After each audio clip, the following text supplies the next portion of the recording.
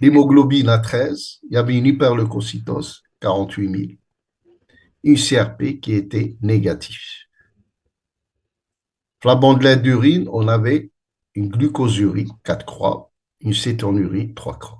Donc, je n'ai pas voulu détailler pour le diagnostic parce que j'imagine que le diagnostic de diabète, il est évident et facile à Ils faire. vous disent c'est quoi BE? Donc, Noumi, ils est-ce vous que vous demandent, pouvez me faire un total chez votre patient?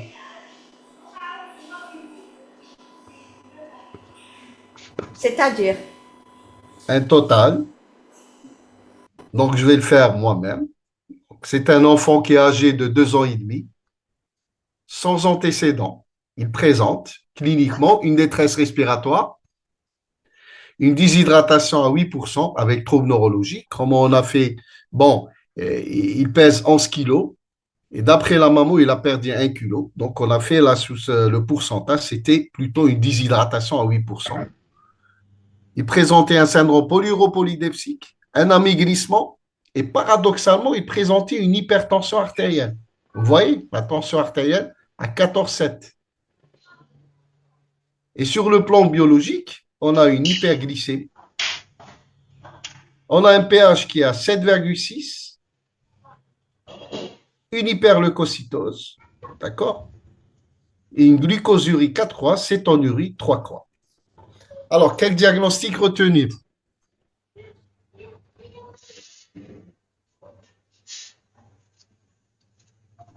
Allô? روح للشات. Le chat, Ouais. Il y a des réponses, hein. Acidose diabétique le son est bas. inaugurale, Bonjour, oui. روح لتحتها كامل، ابدأ من تحت. OK. Alors ils Alan ont pris chat. l'excès. OK, il y a des réponses. Oui, oh, oh, oui, oui, oui. Bonjour, monsieur. Oui.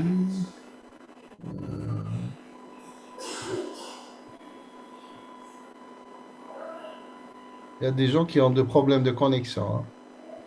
Non, Accent. mais c'est parce que c'est le téléphone. Acidocétose diabétique la plupart et hyperglycémie inaugurale, un truc comme ça que j'ai vu. Il y a des réponses, hein. Bonjour. Injection. Ah, associé à une infection. Ah ouais, encore. Est-ce qu'il y a, s'il vous plaît, essayez de répondre vu le tableau clinique. Haïda, elle a mis, j'ai pas vu Madame Gougam, où il y a acidocétose. Allez, acidocétose diabétique inaugurale. Acidocétose Elle vient de répondre. sur contexte infectieux. Acidocétose avec HTA. Déclenchée par une acidocétose déclenchée par un diabète neuf déclenché par une infection. En fait, c'est ça la plupart des. واحد يقول لك comment vous avez calculé une déshydratation à 8%. À 8%. D'accord. Comment on a calculé? J'ai expliqué. L'enfant, il pèse 11 kilos. D'accord? À l'admission. Donc, la maman, elle a rapporté. Donc, on peut se fier. Pareil. L'observation. Vous pouvez me lire les questions, s'il vous plaît, Madame Bougama, en fonction. OK? Parce Eh que ben, j'arrive à pas les. Donc, si vous voyez là, le poids, il est 11 kilos. D'accord? Et la maman rapporte qu'il y a une perte de poids de 1 kilo. Si on fait le pourcentage de 11 kilos par rapport à 1%, 1 kilo, vous allez trouver une déshydratation à 8%. Une règle de 3. D'accord? Vous allez trouver une déshydratation à 8%. C'est vrai, c'est une acidocétose. Mais chez l'enfant, voilà les définitions de l'acidocétose chez l'enfant. Vous m'avez dit, Madame Gougam, une des questions, c'était, il présente une infection. oui. Parce qu'elle a vu qu'il y a une hyperleucocytose. D'accord? Dans l'acidocétose, c'est le stress de l'organisme. D'accord? le corps commence à réagir avec une hyperleucocytose. C'est une hyperleucocytose de stress, ce n'est pas une infection. D'accord? Et c'est très fréquent. Il ne faut pas faire l'erreur d'aller mettre des antibiotiques jusque l'enfant présente une hyperleucocytose. S'il n'y a pas de fièvre, s'il n'y a pas un foyer infectieux, ce n'est pas la peine de mettre des antibiotiques. C'est ce qu'on appelle une hyperleucocytose de stress. Donc, voilà les critères biochimiques pour le diagnostic. Bon, l'acidocétose chez l'enfant, c'est un diagnostic qui est biologique. Donc, vous avez les critères de diagnostic, une hyperglycémie supérieure à 2 grammes, d'accord? Un pH veineux inférieur à 7 ou bien des bicarbonates inférieurs à 18. Donc, si vous n'avez pas le pH, vous pouvez utiliser les bicarbonates, d'accord? C'est la définition. pH veineux inférieur à 7,3 ou bien pK inférieur à 18. Et bien sûr, en dernier, la cétonémie. La cétonémie, c'est des lecteurs, c'est la recherche de cétone dans le sang. C'est plus fiable que la cétonurie, que la recherche des corps cétoniques dans les urines.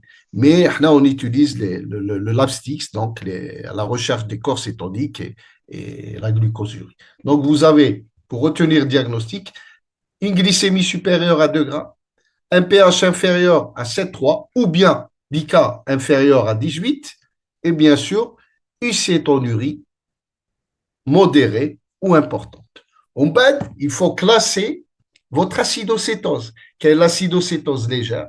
Quelle est l'acidocétose modérée et sévère chez l'enfant? C'est ça la définition qui concerne l'enfant. Restons chez l'enfant. Donc, l'acidocétose légère, c'est un pH qui est inférieur à 7,3 et les BK inférieurs à 18. OK? Modéré, c'est le pH inférieur à 7,2 et les BK inférieurs à 10. Sévère, pH inférieur à 7,1 et les bicarbonates sériques inférieurs à 5. D'accord? Donc, si on revient à notre enfant, il avait un pH à 7,06. Donc, si on définit l'acidocétose stana, c'est une acidocétose sévère. Vu que le pH d'Adam, il était inférieur à 7,1, 7,10, inférieur à 7,06. D'accord? Est-ce que vous avez d'autres questions? J'aurais aimé. Est-ce qu'il y a d'autres questions, Madame Gougan? Allô? Allô, allô? Oui. Moi, j'enlève le Vous, sang en général. Pas de vous syndrome m'entendez? infectieux, quel signe probable révélateur de diabète dans ce cas? Ah, j'ai pas bien entendu. ما تقدرش تروح le chat, Ah, impossible. c'est le chat. ما خرجوليش les روح لا questions. Pas fin. de sang. Bonjour, je n'ai pas لا لا روح لا fin, روح لا fin. la روح fin. vers 9h40, 54. 53, 54. Regardez bien le total. Je vous mets le total. D'accord? Vous regardez bien le total et vous, les questions, normalement, Alors, شوف واش قال لك. ouais. Alors, parce que je ne sais pas si je pourrais vous suivre d'une manière. Allez, Shanici, Alors, Nahbat. on a Est-ce répondu. que le partage de PowerPoint a réussi, madame? Oui. Ah, très bien. Alors, Bonjour,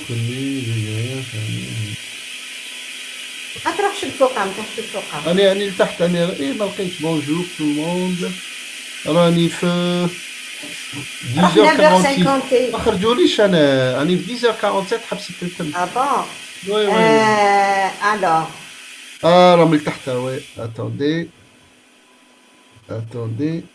ماشي ريبوندر كان من تحت allez. Diabétique inaugurale. Oui, c'est une respiration, ce qu'on appelle une respiration de Kussmaul, parmi des ou les questions. C'est une respiration métabolique. Ce n'est pas une détresse respiratoire d'une pneumonie ou autre. La respiration, c'est la respiration de l'acidose. C'est plus une polypnée qu'une détresse vraie. D'accord? Bien sûr, c'est une acidose très bien répandue. Acidocétose inaugurale. Donc, c'est un début. Diabétique, C'est un patient qui présente une hyponatrémie, exactement, avec une hypochlorémie, qu'on va voir après, d'accord? Acidocétose diabétique. Je voulais aborder un truc, enfin, on le verra après. Acidocétose, très bien. Hyperglycémie suite à une infection, non, c'était pas ça. Donc, l'hyperleucocytose, c'est dû à un stress, d'accord?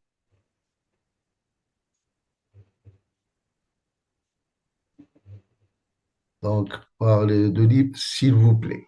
D'accord. Ce que je voulais, parlez-nous de cette hypertension, s'il vous plaît. Exactement. Vous allez me dire on va l'aborder, hein. Pour l'hypertension, c'est ça le point. Je voulais. Cyclantisme, une acidocétose, on pense à un état de choc.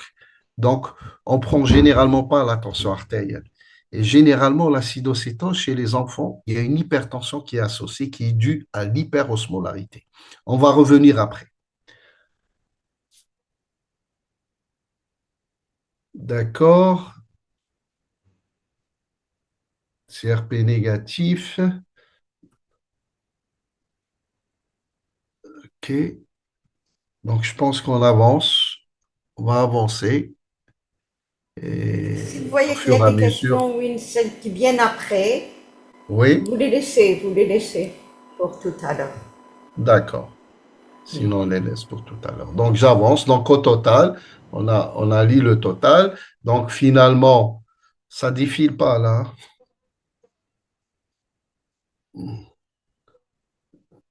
Si, on vous suit, on vous suit. Très bien. Donc, c'est une acidocétose sévère avec un pH inférieur à 7. Donc, regardez bien les résultats du laboratoire. Donc, là, nous les résultats du laboratoire. Avez-vous tous les tests sanguins nécessaires pour prendre en charge ce patient? Justifié. Ram les résultats. Est-ce que vous avez tous les bilans nécessaires pour prendre en charge une acidocétose?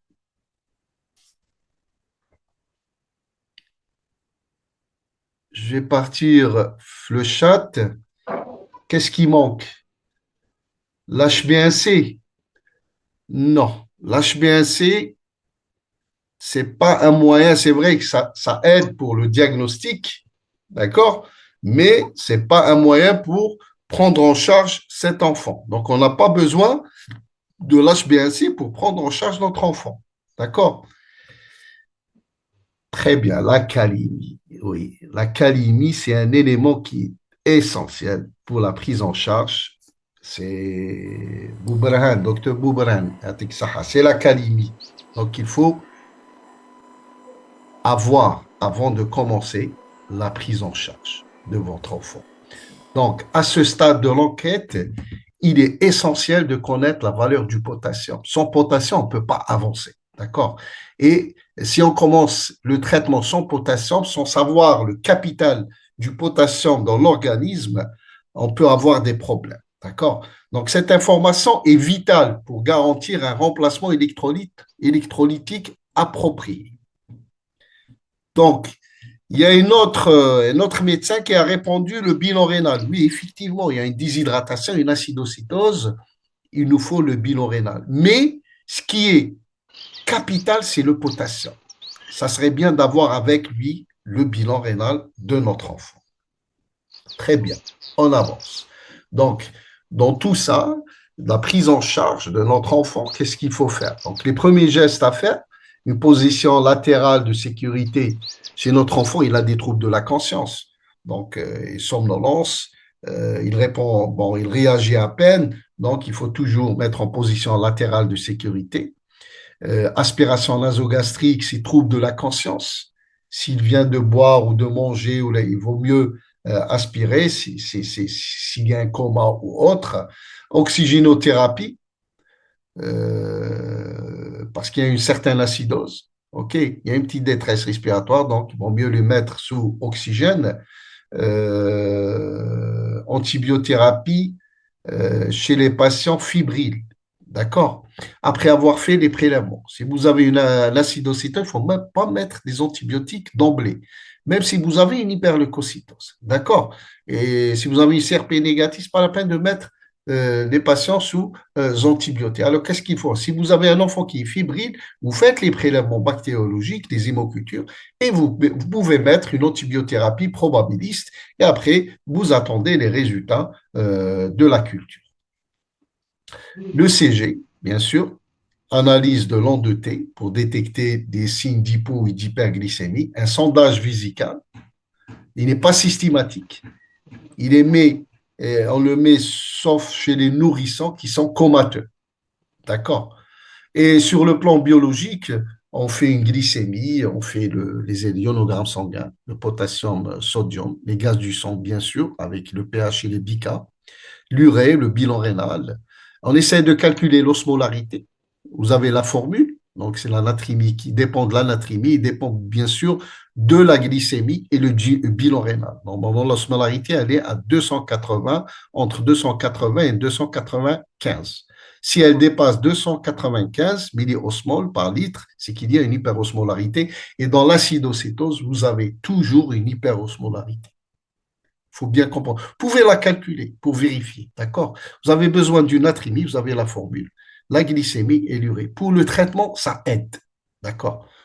Vous n'êtes pas tout le temps obligé tout le temps de la calculer, mais au début, avant de commencer le traitement, ou bien vous commencez le traitement et vous calculez l'osmolarité, d'accord? La bandelette urinaire, bien sûr, c'est en urie, glucosurie. Faites une formule, il n'y a pas beaucoup de bilan à faire. Hein, d'accord? Concentration d'albumine, du calcium, phosphate, magnésium, si possible, ce n'est pas nécessaire. Hein, d'accord? Et surtout le potassium et le sodium. Et bien sûr, le bilan infectieux qui n'est pas systématique, sauf s'il y a des signes d'appel.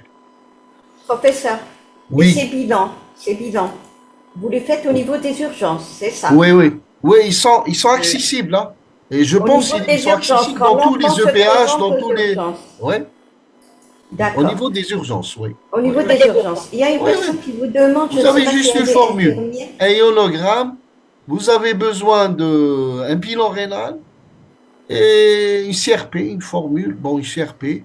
Et à partir de là, vous pouvez calculer l'osmolarité et un Lavsix, une bandelette urine. On Ils n'a vous pas disent que la besoin radiologie n'est d'HbA1c, pas disponible. HbA1c ou là. Non, non, non. L'HbA1c, c'est pour poser le diagnostic. C'est-à-dire, là, si vous avez une glycémie, vous avez le diagnostic d'un diabète, n'allez pas faire le malade, il est en train de suffoquer, ou tout le monde l'HbA1c. L'HbA1c, dis-le en bête, quand vous rétablissez l'acidocétose. D'accord? Est-ce que, il y a une question, je ne Oui. sais pas, peut-être qu'elle est paramédicale. C'est quoi le rôle du paramédical à ce moment? Le rôle de paramédical, c'est la prise en charge. C'est tout ce qu'on vient de dire, la position latérale, de sécurité, une bonne voie d'abord. On a besoin de deux voies d'abord. Déjà, réunir le patient, mais chez une seule voie d'abord, il faut directement l'infirmier qui est compétent, on sait qu'ils sont très compétents dans nos urgences. Il a donner deux bonnes voies d'abord. Il met le malade en position de sécurité donc latéral ou la décubitus dorsale, et il le met sous oxygénothérapie, il l'aspire si c'est nécessaire, d'accord? Donc le rôle, il est très important. C'est la prise en charge initiale, c'est la prise en charge de nos infirmiers, d'accord? On va aux urgences. Et donc, on continue. Est-ce qu'il y a d'autres questions, Adam Gougam? Non? Je ne sais pas. Alors, alors, il y a deux questions. Hein. Oui. Essayez de les lire. Essayez de les lire, allez-y vers la fin. Je voudrais D'accord. très. أنا Parce que vous نقراهم. pourrez dire, est-ce que vous allez répondre maintenant ou après? Ok, Vers attendez. la fin. Ah, purée. Bon, après la page le mazel, Ah, c'est pourquoi la on a lettre fait le chat, 63. Pourquoi vous insistez sur la calémie et la natrémie? et vous avez répondu.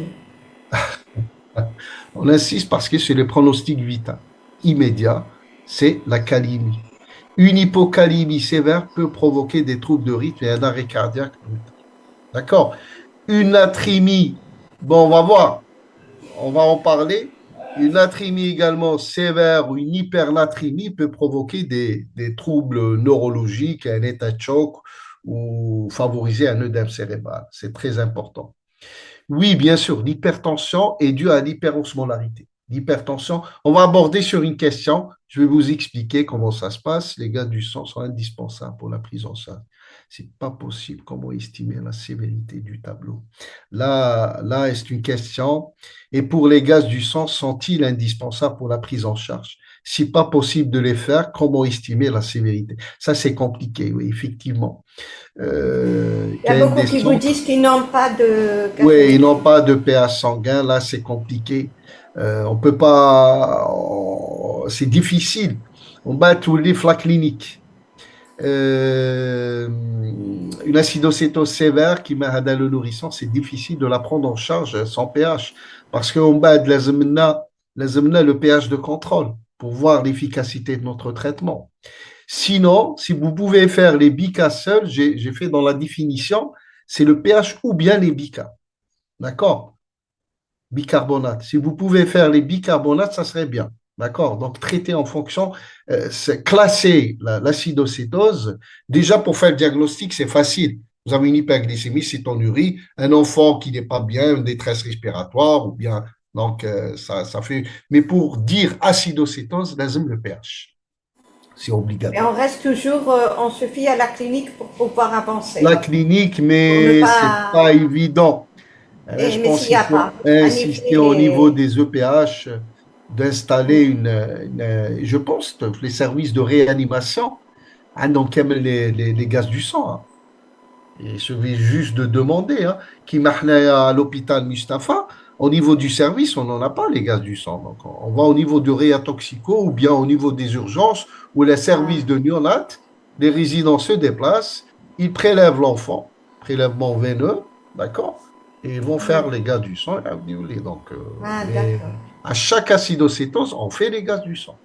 Ça veut Alors dire qu'il y a qu'au des niveau de notre services qui service, on n'a peuvent pas, aider. on n'a pas les gaz du sang. D'accord? Donc, on Bon, avance. oui, on avance, on avance.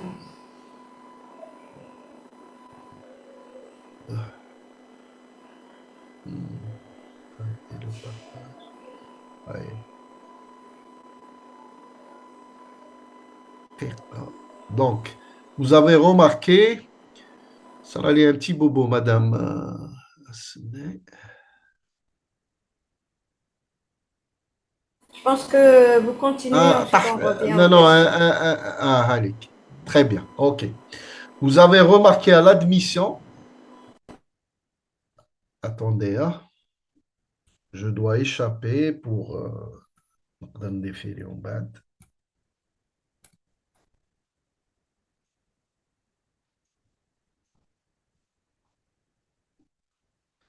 Hmm, très bien, d'accord. Donc, vous avez remarqué qu'à l'admission, la tension artérielle était de 14,7, ce qui est augmenté chez un nourrisson. Un nourrisson, la tension artérielle, normalement, la systolique, elle ne dépasse pas 10, 100, plutôt 100, et la diastolique elle ne dépasse pas 60 millimètres de mercure. Donc, comment expliquez-vous l'hypertension artérielle? Il y a un médecin qui a répondu déjà, c'est dû à l'hyperosmolarité. Donc ici, la cause de l'augmentation de la pression systolique est probablement liée à l'augmentation de l'activité du système nerveux sympathique. Donc, avec un taux de catécholamine élevé et des niveaux très élevés d'ADH, c'est la vasopressie, qui est sécrétée par l'hypophyse postérieure, tout cela va induire une hyperosmolarité et chez notre patient, on a calculé l'hyperosmolarité, elle était à 334, c'est très élevé. D'accord? Normalement, elle ne doit pas dépasser les 285. Notre patient, il avait une osmolarité de 334. Si l'urée, bon, l'urétanac à 70 mg par décilitre. Il y avait une petite insuffisance rénale, c'est dû à la déshydratation. Et cette hyperosmolarité, en fait, vous avez la formule en bas, comment calculer l'osmolarité. Cette hyperosmolarité, elle protège les enfants qui font une acidocétose contre l'état de choc. D'accord? Il y a peu d'enfants qui présentent. Personnellement, j'ai jamais vu une acidocétose sévère ou la modérée d'être un état de choc. Alors que la déshydratation, elle est importante. D'accord? Il ne fait pas d'état de choc. C'est l'hyperosmolarité qui protège l'enfant. Ces enfants, ils fassent plus l'œdème cérébral. C'est ça la complication la plus redoutée. On va revenir après. D'accord? Mais l'état de choc, l'arrêt respiratoire, c'est exceptionnel. À mon expérience, Hanaf Mustafa, jamais dernier. Bon, depuis qu'on utilise DISPAD 2022, avant, l'ancien schéma, le 22 unités en Y, on avait beaucoup de dégâts, il y avait beaucoup de décès. D'accord? Beaucoup de décès, c'est dû généralement à l'œdème cérébral, mais pas à l'état de choc. Retenez ça. D'accord? Quand vous traitez, c'est important. L'hyperosmolarité, elle protège contre l'état de choc, mais il faut la traiter. Elle peut donner une hypertension. Il n'y a pas de traitement de l'hypertension. Il suffit juste de réhydrater, donner de l'insuline, et ça va disparaître. L'hypertension, elle va disparaître avec la disparition de l'hyperosmolarité. La prochaine question. La valeur du potassium sérique est de 4,7, d'accord, du jet natal laboratoire. Et le taux de sodium, il était très bas, à 123. Les normes, la limite inférieure, c'est 135 millimoles par litre. Quelle action proposez-vous pour lutter contre la faible concentration sérique du sodium? On a une hyponatrémie. Alors, qu'est-ce que vous allez faire? Est-ce qu'il y a une réponse là? Est-ce qu'on va donner du sérum hypertonique? Je ne sais pas, est-ce que vous proposez un traitement? Si vous avez une hyponatrémie, euh, quelqu'un il Une me dit réhydrater avec du réhydratation, sérum corriger salin. le potassium. Remplissage, Hmm. réhydratation, réhydrater. Bien sûr qu'on réhydrate, mais c'est pour cette hyponatrémie. Qu'est-ce que vous proposez? Je vois que calculer la natrémie corrigée. Exactement. Quelqu'un vous dit Toujours, il faut fausse hyponatrémie. Donc, toujours, il faut calculer l'anatrémie corrigée. Cette hyponatrémie, c'est l'hémodilution. C'est l'hyperosmolarité qui provoque cette hyponatrémie. Alors qu'en vérité, il n'y a pas d'hyponatrémie. Le taux de sodium, il est normal. Donc, toujours, il faut calculer, d'accord? Il faut calculer l'anatrémie corrigée qu'on a calculée chez notre patient. Donc, aucune administration de sel hypertonique n'est nécessaire. كاين واحد يقول لك il a une hyponatrémie, je vais donner du NaCl en IV pour... Non, jamais il faut faire ça. Vous allez provoquer un œdème cérébral dans l'immédiat. D'accord? Donc, après un traitement de fluide et d'électrolyte et d'insuline, la concentration de sérique de sodium doit se normaliser. Donc, il faut commencer le protocole normalement, réhydrater, et après, on donne de l'insuline. La natrémie, elle va augmenter normalement.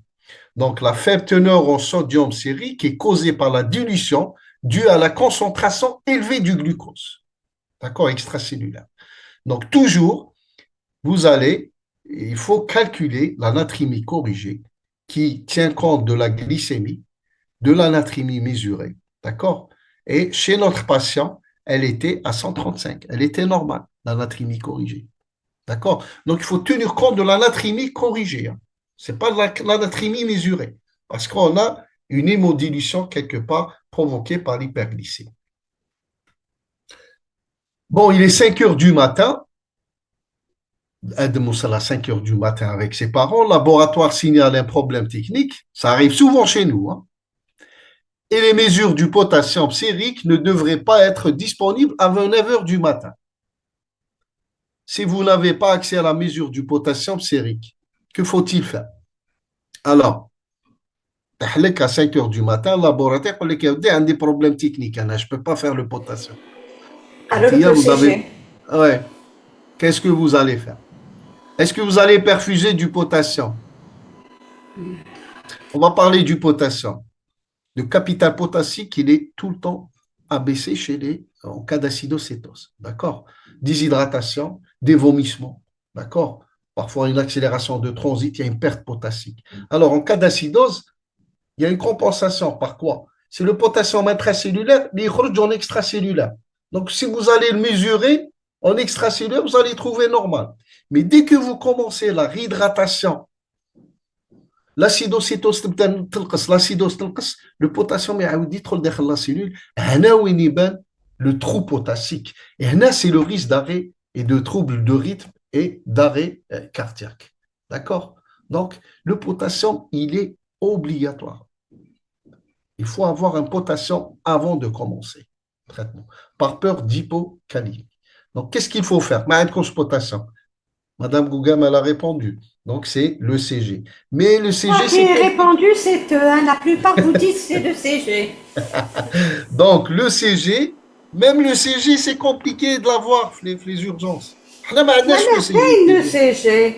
Partout كاين le CG. Mais كيما n'importe حنايا quoi. ما عندناش حنا بون نتكلوا على généralement on a l'accès au potassium donc si Ah. vous n'avez pas un ionogramme, si vous n'avez pas la valeur du potassium, il faut jamais infuser du potassium par peur de l'hypercalémie. Comme تقدر تكون عندكم une insuffisance rénale, une hypercalémie au début, si vous infusez, vous pouvez avoir une hypercalémie. D'accord?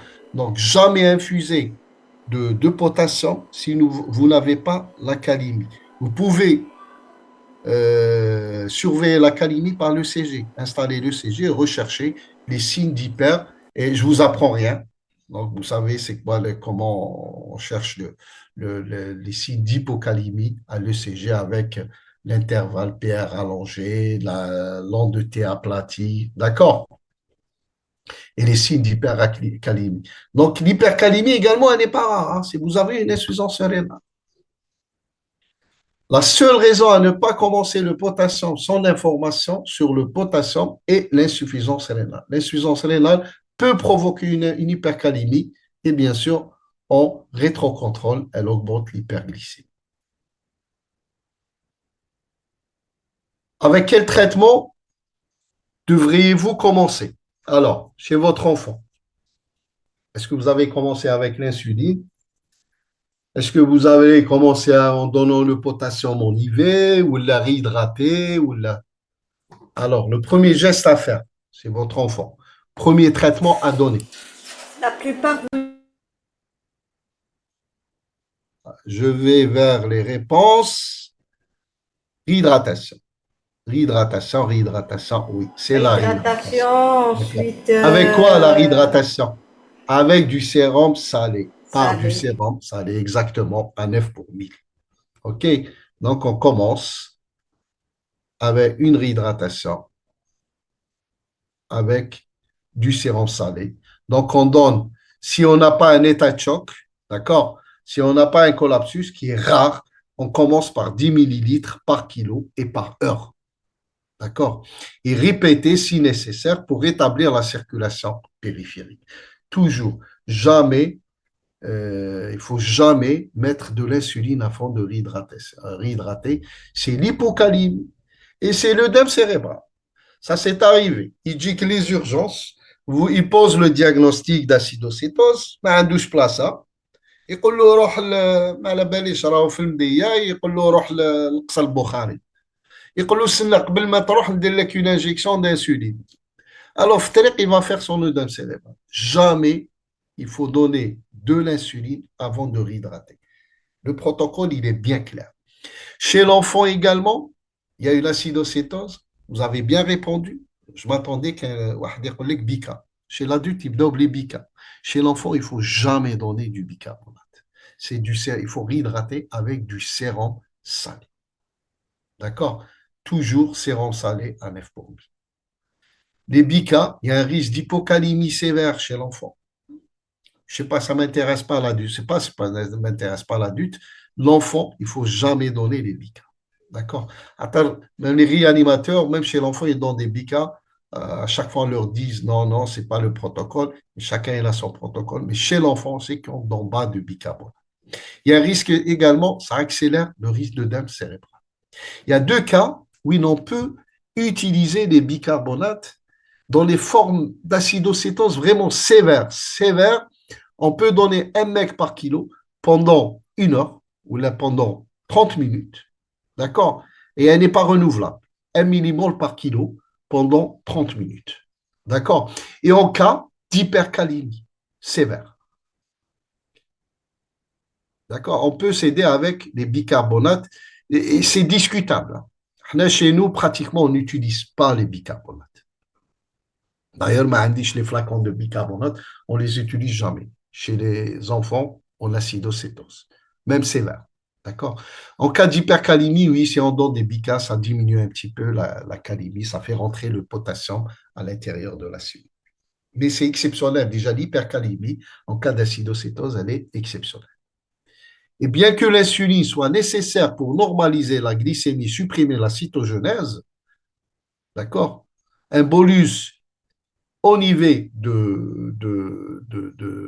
d'insuline augmentera le risque d'œdème cérébral et augmentera le risque d'hypocalémie. Donc, pas de bica, pas d'insuline au début. Donc, à l'admission, la valeur du potassium, elle était de 4,7. Eh bien, quand allez-vous commencer à ajouter du potassium au remplacement des fluides? On a dit au début que le déficit en potassium, il est constant. D'accord, chez l'enfant. Alors que tu as de potassium. Le potassium, tu as Adam, il est à 4,7, ce qui est normal. D'accord? Est-ce que nous devons Est-ce que nous devons faire la deuxième phase, l'insuline? Qu'est-ce que vous proposez? Est-ce qu'il y a des réponses? Et c'est ça la partie la plus importante de la prise en charge. C'est le remplacement du potassium avec l'insuline. Oui, avec l'insuline. Dans la majorité des cas, avec l'insuline. Après l'insulinothérapie, avec l'insuline, avec l'insuline. Mais là, on a un potassium qui est normal. Il faut toujours calculer le potassium en fonction du pH. Donc, c'est la calémie corrigée. D'accord? On doit calculer la calémie corrigée. Si on trouve une hypocalémie, on va commencer le potassium avec la réhydratation. Si on trouve une normocalémie, calémie corrigée normale, on commence le potassium après la phase de réhydratation. C'est-à-dire, quand vous avez, qui m'a répondu Thomas, c'est après la réhydratation avec l'insulinothérapie. D'accord? Donc, toujours, on calcule la calémie corrigée. Calémie corrigée égale la calémie mesurée moins 6. Vous avez 7,40 moins le pH mesuré. Et en fonction de cette calémie, si vous avez une hypocalémie, vous faites le potassium avec le remplissage. Vous donnez 20 mecs par litre, 20 millimoles par litre. Et avant l'insuline, d'accord, c'est avec le remplissage. Si vous avez une hypocalémie, vous ne pouvez pas donner l'insuline au moment de l'hypocalémie. Ça va aggraver le tableau. Ça va accélérer le passage du potassium du milieu extracellulaire vers le milieu intracellulaire. Ça va aggraver. Donc, on donne le potassium, le remplissage. Après, on corrige la calémie. Après, on donne l'insuline. Si la calémie corrigée, elle est normale, il faut commencer le remplissage normal. On va parler après la durée du remplissage. Puis, on donne l'insuline et du potassium. Là, le potassium me donne 40 mecs ou la millimole par litre. Si vous avez une hypercalémie corrigée, c'est rare, hein, en cas d'insuffisance rénale, il faut toujours attendre. Il ne faut pas donner du potassium. À Théoïne, il y aura un rétablissement de la fonction rénale. Donc, à partir de là, on va dire le traitement substitutif du potassium est tout le temps nécessaire, sauf en cas d'hypercalémie. Il faut la différer. Mais si elle me douche, le différer, l'hypercalémie, il y aura une résolution de l'insuffisance rénale. Et vous allez avoir des hypocalémies qui sont traînantes, sévères à corriger. Donc, même si vous commencez par exemple la réhydratation, vous mettez du potassium, après 1 heure, vous allez voir qu'il y a toujours cette hypocalémie. Il faut toujours maintenir un débit de 0,5, des lois à part, une petite perfusion à part de correction de calémie. Donc 0,5 millimoles par kilo par heure en pousseur, si c'est possible, sinon en perfusion. D'accord? On donne 1 mec par kilo sur 3 heures. Vous pouvez vous mettre 20 mecs par litre le sérum salé ou une petite perfusion à part, d'accord? 1 mec par kilo sur 3 heures. Et vous allez continuer votre hydratation et vous pouvez même commencer l'insulothérapie si l'hypocalémie n'est pas sévère. Il y a deux choses qu'il faut retenir. Si l'hypocalémie initiale sévère, il faut retarder le début de l'insulothérapie jusqu'à ce que le potassium sérique soit supérieur à 2,5 millimoles par litre. Parfois, l'hypocalémie, elle traîne. Elle traîne. Mais tout le tu vois, déjà, d'être là, faut que vous pouvez commencer l'insulothérapie. L'insulothérapie également, elle est primordiale. On doit commencer l'insuline. On ne peut pas attendre 12 heures. Des fois, ça prend 6 heures, 7 heures pour que la calémie se corrige. On ne peut pas attendre ce temps-là où l'enfant n'a pas reçu son insulothérapie parce qu'il présente une hypocalémie. Dès que tu es vous pouvez commencer l'insuline. Il y a lequel l'insuline, mais tu douche la dose totale pour diminuer un petit peu le débit. C'est ça le principe. Si l'hypocalémie persiste malgré le taux maximal de remplacement du potassium, il faut réduire la perfusion d'insuline. C'est ça, la quitte à la physiopathe, tu peux gérer, t'aider le protocole, quitte à la physiopathe de l'acidocétose surtout chez l'enfant. Est-ce que vous avez des questions ici? Aider la partie, c'est important. Avant de passer au schéma proprement dit. La pratique de pH n'est pas mesurée un défaut à gaz du sang. Enfin, on a souvent une insuffisance rénale fonctionnelle. Un bilan biologique. L'insuffisance rénale fonctionnelle, dès que vous commencez la réhydratation, c'est comme les déshydratations chez les nourrissons. Elle va se rétablir. Attention à l'hypercalémie seulement.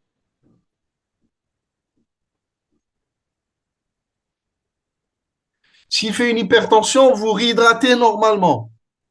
Il n'y a pas de problème.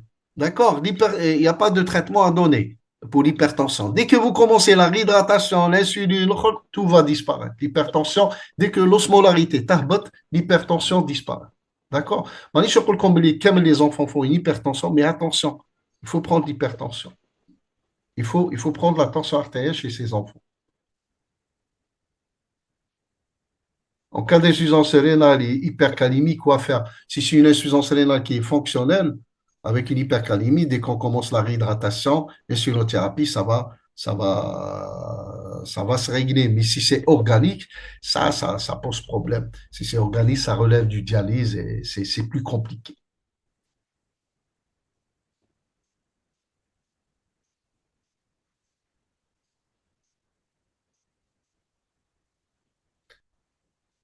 Donc, il y a des questions en ce qui concerne le schéma, ça va venir après. Donc, on va l'aborder, Lucas. Donc, donner la conduite thérapeutique des fluides et d'insulothérapie chez votre patient.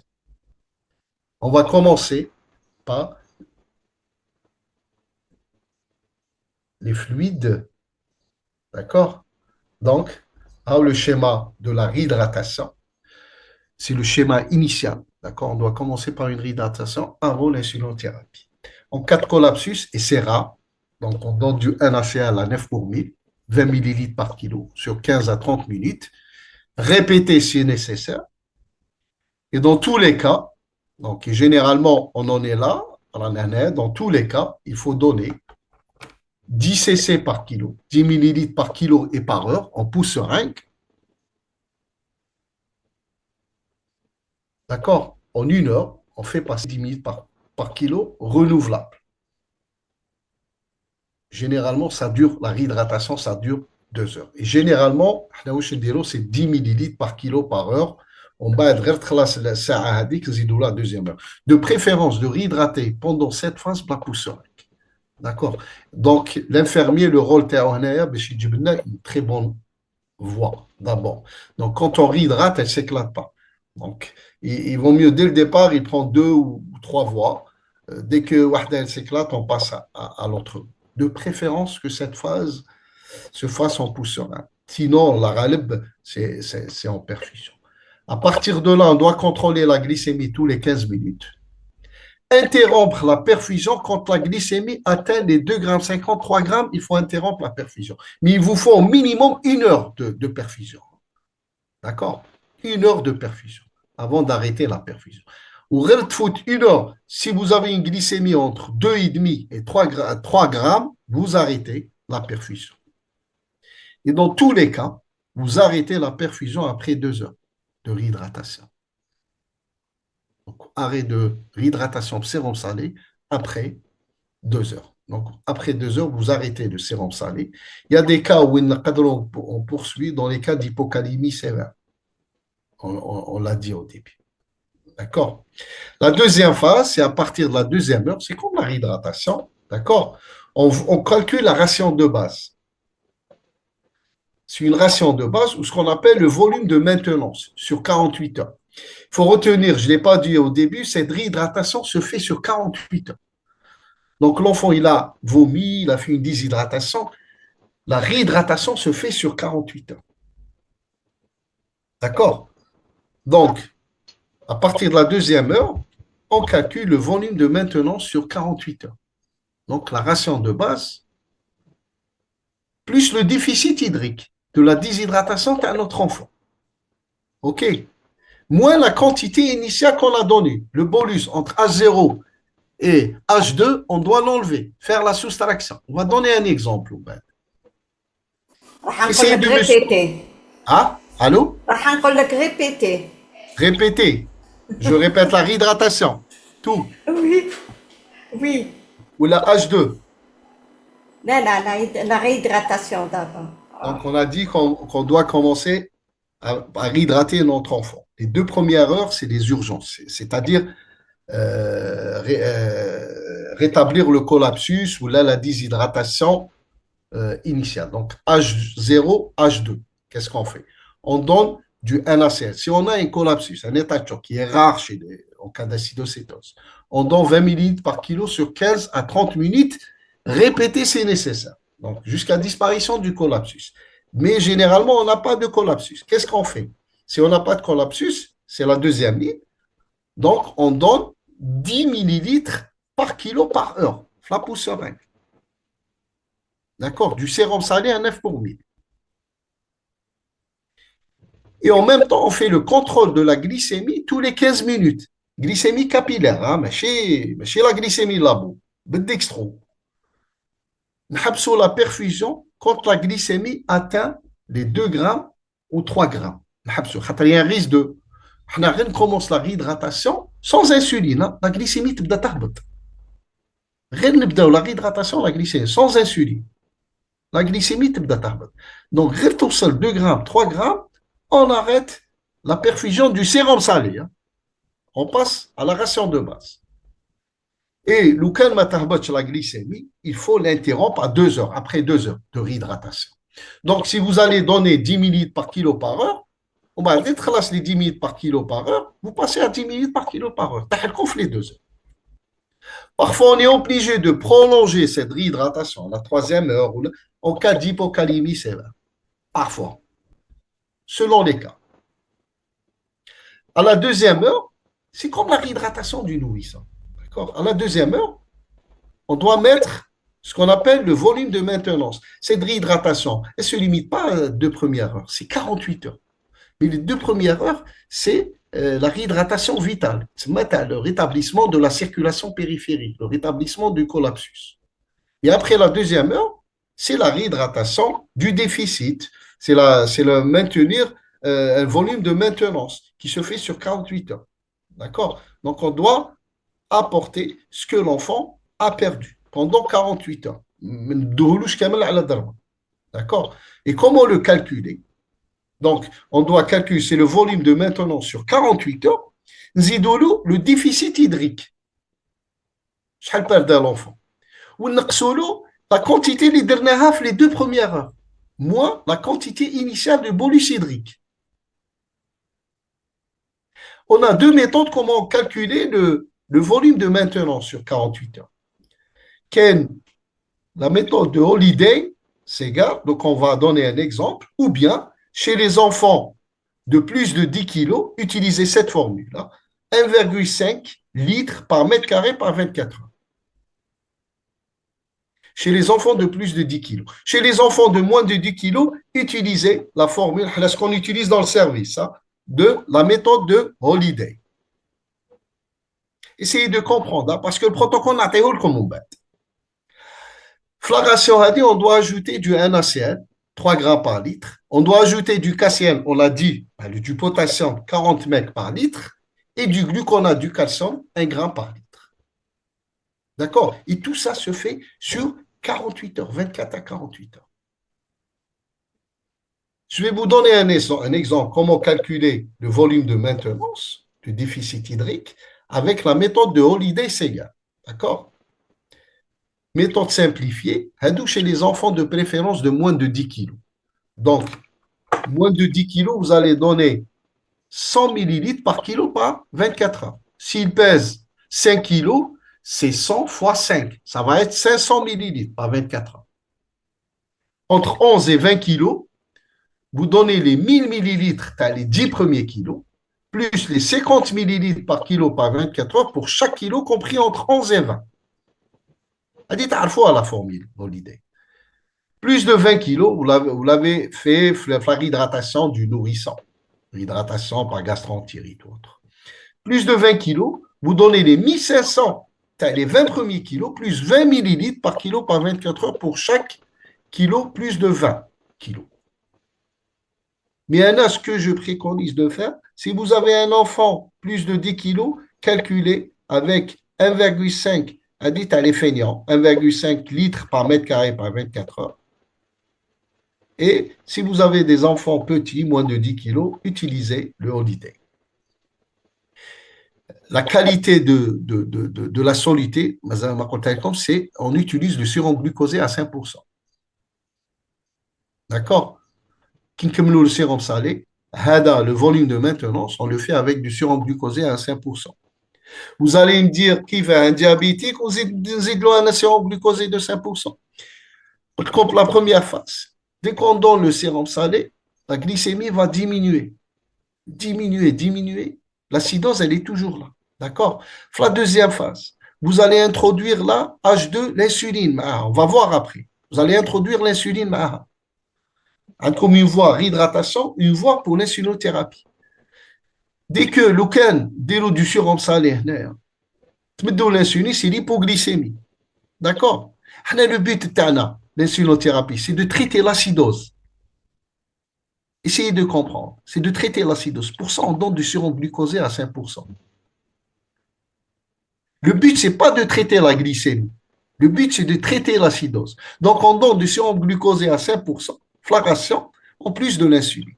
Dès que l'acidose disparaît, on peut arrêter même la perfusion et continuer en péros. Tout ça, le liquide, dès que l'acidocétose, elle disparaît, on peut passer en péros. Hein. Parce que cette réhydratation se fait en IV ou en péros. C'est la même chose. Pour le Holiday, donc, j'ai expliqué comment calculer le volume maintenant sur 24 heures. Et le déficit hydrique, si par exemple vous avez une déshydratation à 5%, c'est 50 millilitres par kilo. Je donne un exemple. Un enfant qui a 4 ans et qui pèse 15 kilos, il est déshydraté à 5%. D'accord? Donc le déficit hydrique, c'est 50 millilitres par kilo. Vous êtes d'accord? Donc, à peu près, c'est 750 millilitres. Même protocole, j'ai donné cet exemple. Hein. Vous pouvez suivre. Donc, le déficit hydrique est calculé 50 millilitres par kilo. Donc, ça va faire 750 millilitres. Le volume maintenant sur 24 heures, c'est 1000. L'enfant, il pèse combien? Il pèse 15 kilos. Donc, on a donné les 1000 millilitres, les 10 premiers kilos, plus 50 millilitres d'accord, par kilo, par 24 heures pour chaque kilo compris entre 11 et 20 kilos, ce qui correspond, notre enfant, il a 15 kilos, donc 5 fois 50 millilitres, le tout, c'est 1250 millilitres. 1250 millilitres par 24 heures. Maintenant, on doit perfuser sur 48 heures. Donc, le débit de perfusion, c'est 750 à le déficit, plus 1250 à 24 heures l'oula, plus 1250 à 24 heures deuxième, divisé par 48 heures, vous avez 68 millilitres par heure. Vous allez reprendre comme protocole, la communication, vous allez reprendre ça va devenir c'est un calcul mental. D'accord. Bon, pour les perfusions, même les urgences, par exemple, chez cet enfant, 68 millilitres par heure. Donc, parfois, c'est difficile, mais douche la voix. Donc, vous pouvez la faire par perfusion. Mais il faut une surveillance. Perfusion en goutte, mais il faut une surveillance. Si vous pouvez la faire en pouce seringue, c'est dans les services de réanimation. Généralement, un homme seringue, four seringue, donc étagé, ça passe très très bien. Mais les urgences, généralement, c'est délicat. Donc, vous pouvez, il y a de préférence les 2 premières heures, utiliser la pousse seringue, mais après la deuxième heure, vous pouvez utiliser perfusion. Mais attention, surveillez le nombre de gouttes minutes. C'est important. Des fois, la perfusion est comme adaptée, il use le liquide rapidement. Faites attention. D'accord? Vous pouvez provoquer des dégâts. Donc, il faut surveiller la perfusion. Et quand on a l'infirmier, قاعد لي قدامه اسيدوسيتون تجي واحده في الشهر. مي نهار يجي جو لو برون شارج كوريكتومون ماشي ندير له لا بيرفيزيون ونروح نخلي لا بيرفيزيون تجوز نعاود نولي نلقاها فارغه تجوز بهي بلي زيليكتروليت نعشيو باوتر شوز داكور Ils vous disent que vous surveiller n'avez les pas enlevé la surveiller la quantité de perfusion. remplissage. Professeur, ils vous disent que vous Oui, n'avez pas enlevé la quantité de remplissage. là, la quantité. De remplissage. De la première heure. Oui, on n'a pas, oui, oui, bien sûr. On doit enlever. À partir de là, on doit. J'ai mis bark. Vous avez raison, Madame Bouga. Là, j'ai pas enlevé la quantité de remplissage qui est. Je sais pas si c'est l'enfant il a reçu, il fait un collapsus ou là, mais généralement c'est 20 millilitres par kilo. C'est 10 millilitres par kilo par heure et 10 millilitres par kilo par heure. C'est 20 millilitres par kilo. S'il pèse 15 kilos, c'est 20 fois 15. D'accord. Et avec la quantité, il faut l'enlever de, euh, de la quantité exactement. Vous avez raison. Je n'ai pas enlevé. Il faut avant de Ça veut dire calculer. qu'ils suivent bien parce que c'est leur réponse. C'est Eh leur ben, eh ben, remarque. eh ben, eh ben, eh ben, eh ben, félicitations.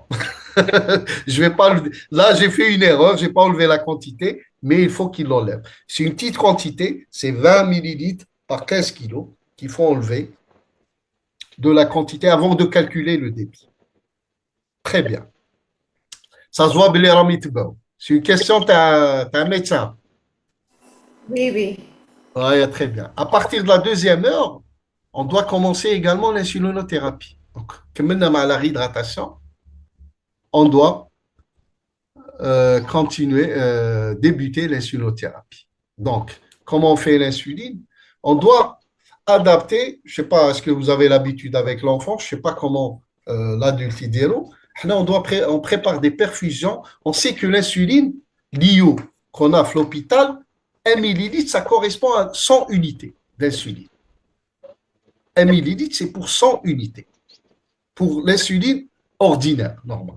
Mais là, ce qu'on doit utiliser, Flaperftana, c'est 1 unité par millilitre. La perfusion d'insuline, il ne faut pas la faire. L'insuline, c'est obligatoire. Il ne faut pas le faire en perfusion.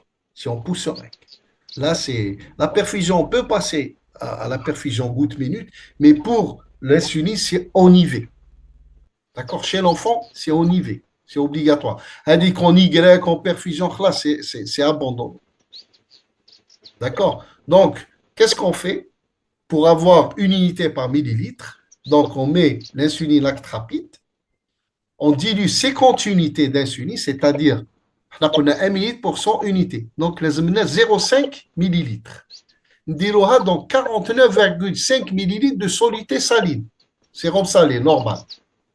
Agda, on aura une unité par millilitre. Et on doit purger la tubulure de la soluté d'insuline préparée. La tubulure, on doit la purger. D'où les infirmiers et la soluté les préparée, si elle dépasse 8 heures, il faut la jeter.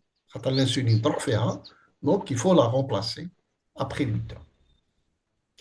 La dose d'insuline, en fonction de l'âge et la sévérité de l'acidocétose.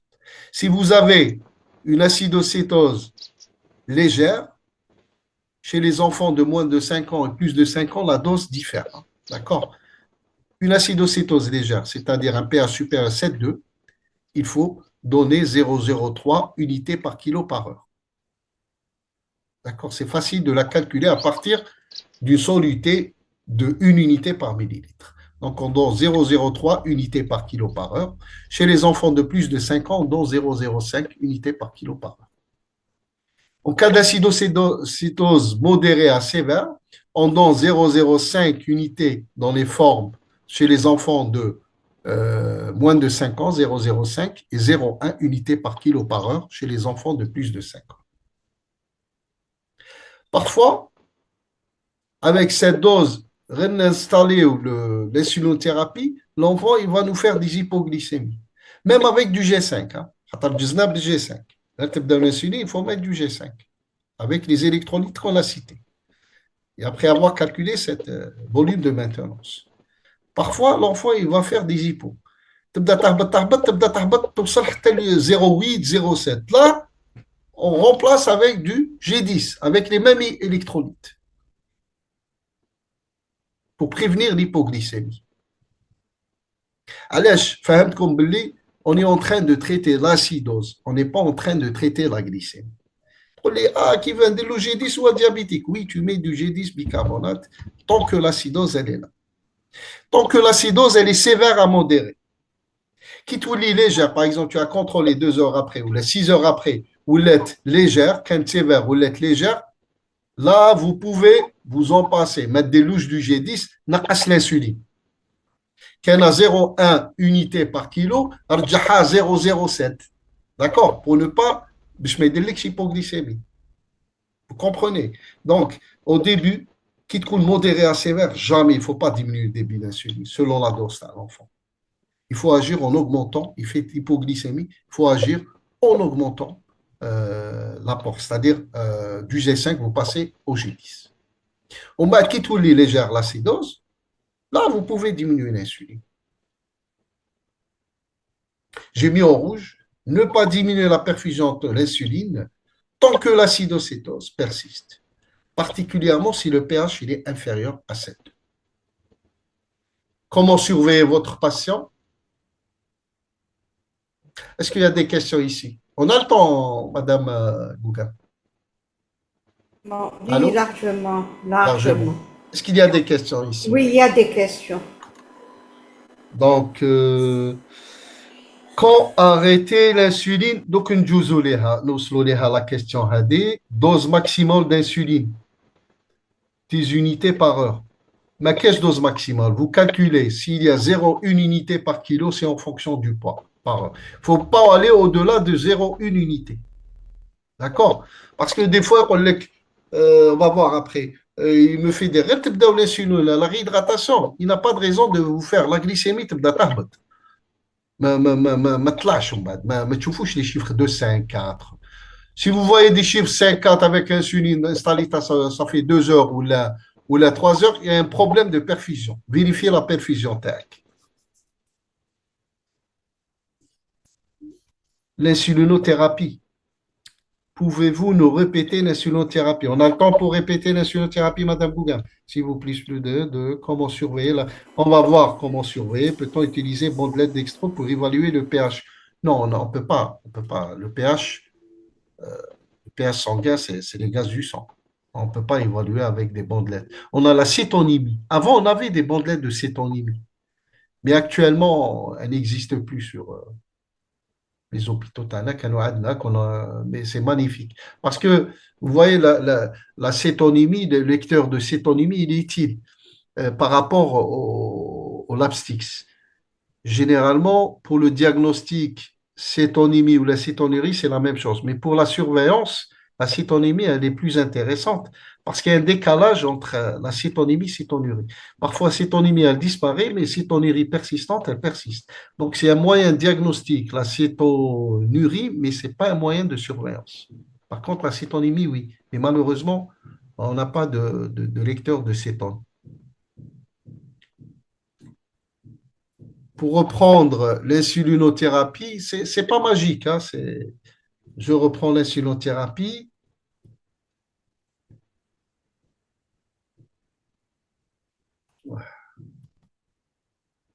avant la surveillance avec l'insulinothérapie. Donc, on a le but, l'insuline et à l'hôpital, c'est de l'actrapide. D'accord, c'est l'IO. Donc, vous avez 1 millilitre. Si vous avez 1 millilitre Flasherex, ça correspond à 100 unités. C'est beaucoup. D'accord. Chez l'enfant, on a besoin de petites doses. Donc, on doit diluer avec l'insuline. Nous avons une unité par millilitre. D'accord. Donc, l'insuline, on doit prendre 50 unités. Donc, pour diluer, 50 unités, ça correspond à un demi-millilitre. On a 1 millilitre, c'est 100 unités. On prend un demi-millilitre, c'est 50 unités, qu'on dilue dans 49,5 millilitres de soluté saline normale.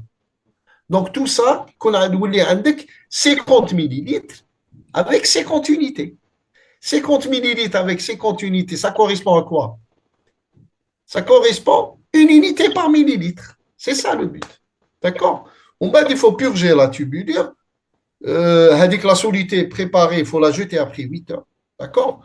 Et les doses hamniques, selon la sévérité et selon l'âge de l'enfant. Vous avez le tableau. Vous avez le tableau sur le protocole. D'accord? C'est ça comment. Il faut, au début, tant que l'acidose, elle est modérée à sévère, il ne faut jamais diminuer l'insuline. Si l'enfant fait des hypos, il faut donner du G10, remplacer le G5 et le G10. Dès que l'acidose, elle est légère, on peut jouer sur l'insuline, diminuer l'insuline. C'est pour l'insulinothérapie. Comment surveiller vos patients? La surveillance, elle concerne l'état métabolique et la surveillance des complications redoutables. Ce qu'on redoute c'est l'œdème cérébral. Il est rare, mais il existe. Attention, s'il nous fait une complication, c'est une catastrophe. C'est un échec de traitement. D'accord? Donc, c'est une évaluation horaire des paramètres cliniques, fréquence cardiaque, fréquence respiratoire, tension artérielle, mesure du poids corporel chaque matin. D'accord? Par exemple, chez Adam, il a perdu 1 kilo à peu près, il avait 11 kilos, donc chaque matin, il faut le peser, peut-être il va reprendre les 12 kilos. Donc on va voir s'il perd du poids ou là, c'est en rapport avec la réhydratation. Évaluer avec précision les entrées et les sorties de fluides, parce que chez votre patient, généralement, vous allez voir après que l'acidocétose, à la 12e heure, généralement à la 12e heure, on arrive à la gérer. Donc, il y a une disparition de l'acidose. Donc, on arrive parfois chez les malades, couche sévère l'acidose, on arrête les perfusions à la 12e heure. Mais la réhydratation péros continue à 48 heures. Avec liquide l'acceptote, mais en péros. D'accord? Donc, toujours, il faut calculer les entrées et les sorties de fluide tous les heures. Et observation neurologique, c'est le Glasgow. D'accord? À la recherche des signes d'œdème cérébral. Et bien sûr, mesure de la glycémie capillaire, dextro chaque heure. Qu'on a des les 2 premières heures chaque 15 minutes, donc catholique chaque heure. Et l'ionogramme sanguin, bilan rénal, une glycémie et les gaz du sang. À la 2e heure, au début, à H0, à la 2e heure, H6 et H12. Donc au début, 2 heures après, on bat tous les 4 à 6 heures. C'est pas ماشي قرآن هذه تقدر ديرها انت ما عندكش ما لحقتش لابو مغلق ولا ما y a un problème technique, le décalage d'une heure ou ça pose pas de problème. D'accord? Pour la surveillance.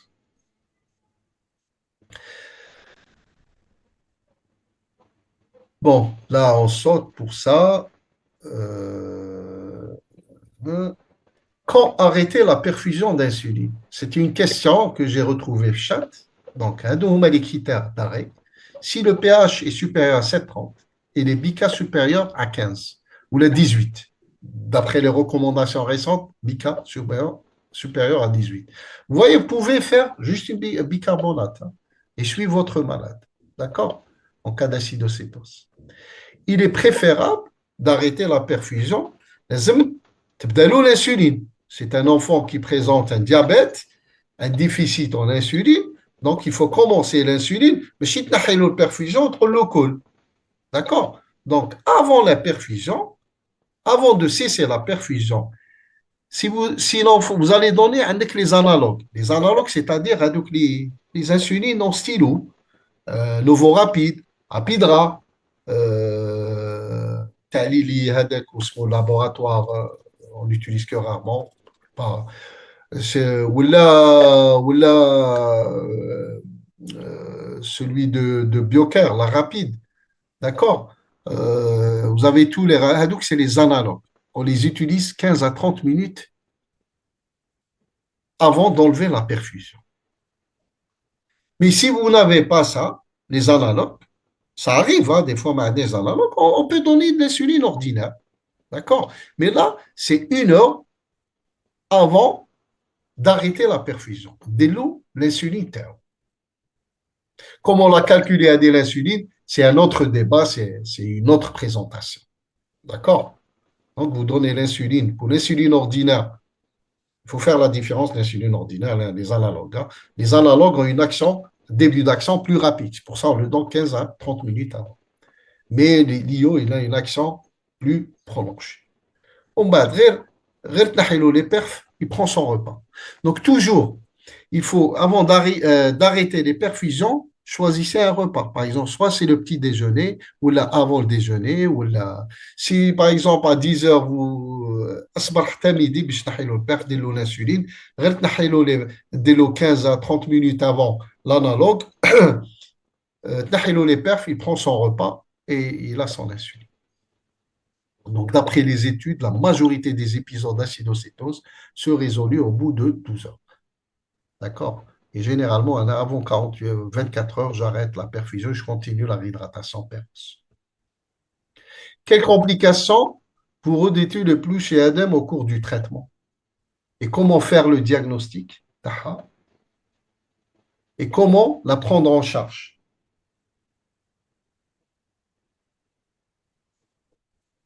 Là, je pense qu'on doit donner directement les réponses. Donc, l'acidocétose, plutôt la complication la plus redoutée, en fait, ce n'est pas l'état de choc, c'est l'œdème cérébral. Il peut se voir dans les 12 premières heures après le début de traitement. Il peut se voir bien avant.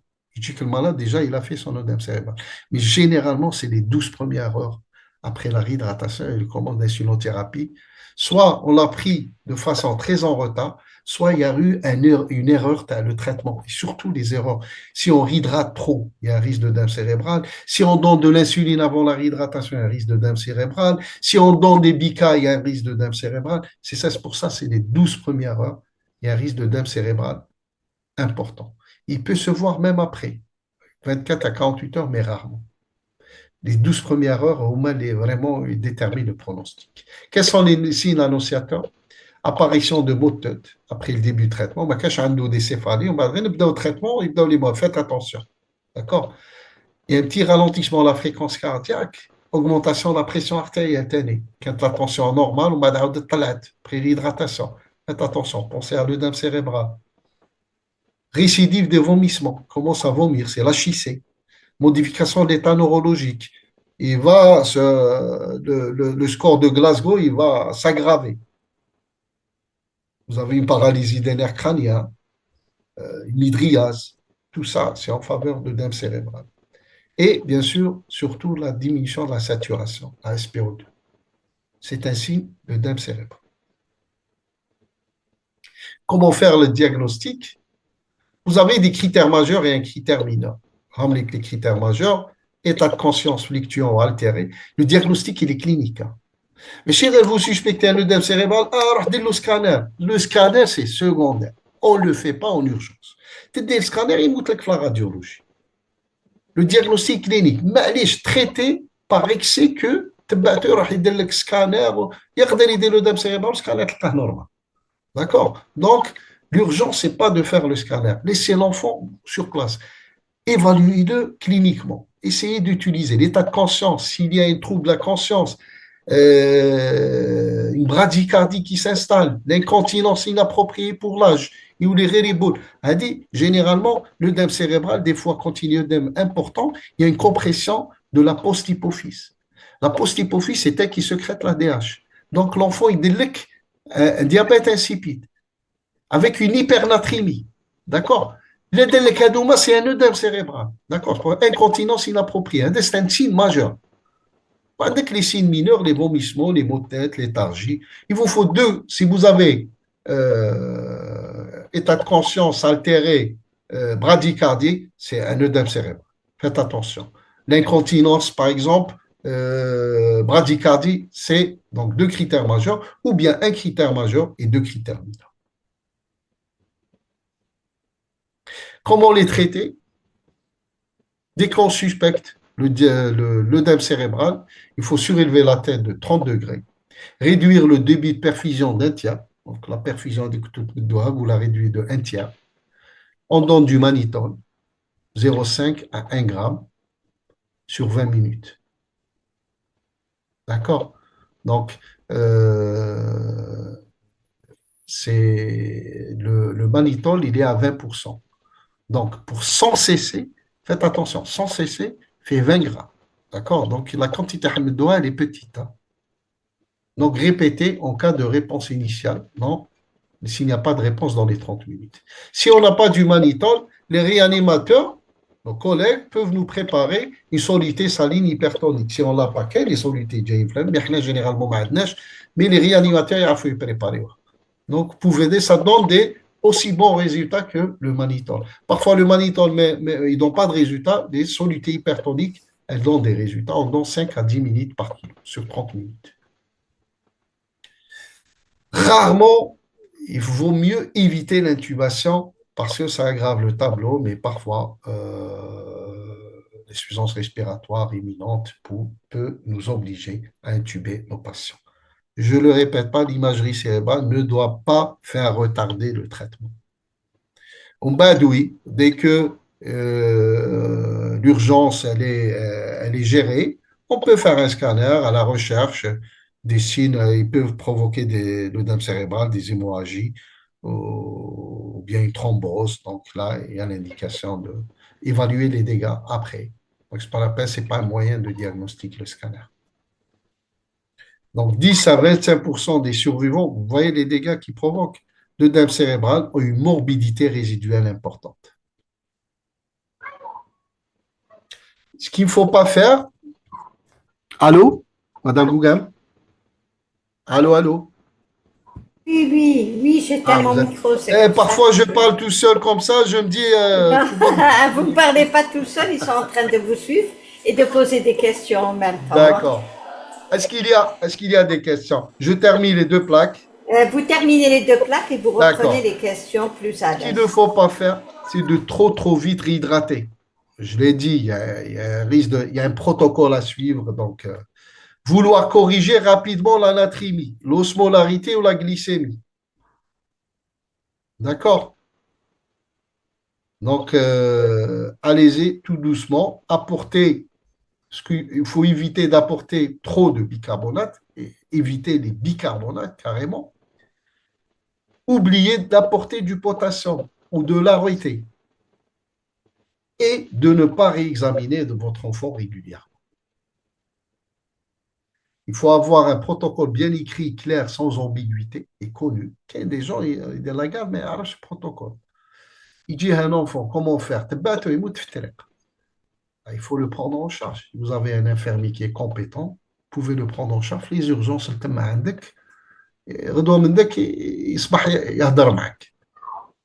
immédiatement disponible ce protocole, adapté aux conditions de traitement local. Vous n'avez pas besoin de grand-chose. Le sérum salé ou l'insuline. Et une pousseringue. Pousseringue, ou l'être cas, حاجة banale normalement.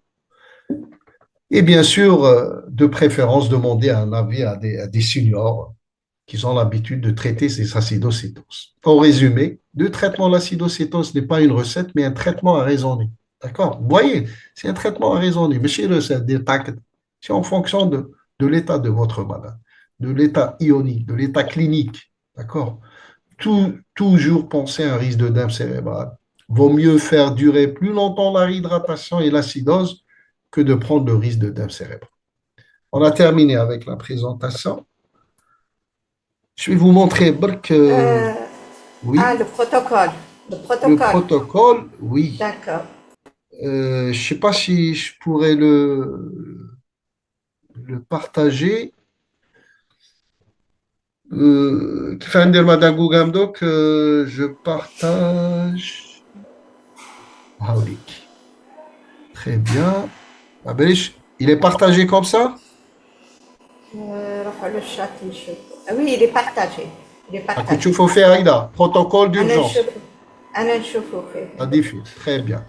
Alors, le protocole, je viens de le rédiger mars 2025 avec l'accord du chef de service.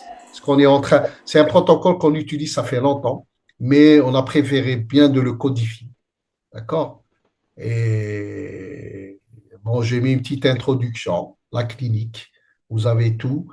Le diagnostic, ce qu'on a montré, l'hyperglycémie, le pH veineux, d'accord? Et l'évaluation initiale. Vous voyez ce tableau, il est intéressant dans le sens où je vous dis, un enfant qui a une acidocétose, c'est difficile d'évaluer le degré de la déshydratation. Surtout le makash comme un poids antérieur. Qui m'a Adam par exemple, il y a 11 kilos, la maman comme il a perdu 1 kilo. Prenez en considération, il y a tout le temps tel d'eau. À la belle, à la belle, comment il a perdu. Mais des fois, ما عندكمش حكاني يوزن. Du comme un adolescent, يقول لك ما على باليش انا حكاني يوزن. Mais Thomas, qu'est-ce que vous faites? Selon l'ISPAD, il y a une acidocétose légère, on a le tableau, c'est une déshydratation à 5%. Si une acidocétose modérée, c'est une déshydratation à 7%. Une acidocétose sévère, c'est une déshydratation à 10%. D'accord? Si vous ne pouvez pas évaluer, et c'est généralement c'est ça parce qu'il y a l'hyperosmolarité, l'évaluation de la déshydratation, c'est difficile. D'accord? Donc, prenez en considération ce tableau. Ça va vous aider pour la prise en charge et les calculs de. Là, c'est le score de Glasgow. D'accord? Comment évoluer l'état neurologique. Vous avez les réponses oculaires, les réponses verbales. D'accord? Et vous avez pour les nourrissons, Hada, il est fait pour les nourrissons, les réponses verbales, enfants qui ne parlent pas. Vous pouvez évaluer. D'accord? Et les réponses motrices. Donc, le score de Glasgow inférieur à 12, c'est un signe de gravité. Alors, le bilan initial, ce qu'il faut faire, vous avez tout. Hein. Bilan initial à S0, FNS, glycémie, ionogramme sanguin, gaz du sang, urécréa, ما كاش بزاف. كامل عندكم d'accord, les EPH تاعكم في l'intérieur du pays, calcémie, phosphate. Calcémie, vous pouvez vous en passer. Phosphate, magnésium. D'accord? Parce qu'il n'y a pas à l'école. Même si vous avez une hypophosphatémie, ce n'est pas la peine de corriger. D'accord? Osmolarité, comment la calculer? D'accord? Vous avez la formule. Vous avez besoin de la glycémie et vous avez besoin de la natrémie. Et le bilan rénal. Vous avez vos autres osmolarités. Bilan infection, il n'est pas systématique sans cas d'ici d'après. Si vous avez une fièvre. Je vous dis une hyperleucocytose, l'acidocétose, c'est une hyperleucocytose d'entraînement. Ce n'est pas signe d'infection. La prise en charge, ramener les modalités, par hydratation à zéro, ou je dis qu'on PowerPoint, d'accord?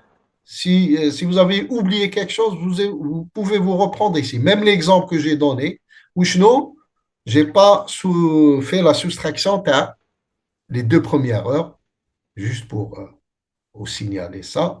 Nature de soluté, et le remplissage, le potassium, ce que j'ai mis PowerPoint, remplacement du potassium, du sodium, les bicas, j'ai parlé des bicas. Donc, on ne doit pas utiliser les bicas. Et l'insulinothérapie, le tableau d'insulinothérapie, le dose, et comment surveiller.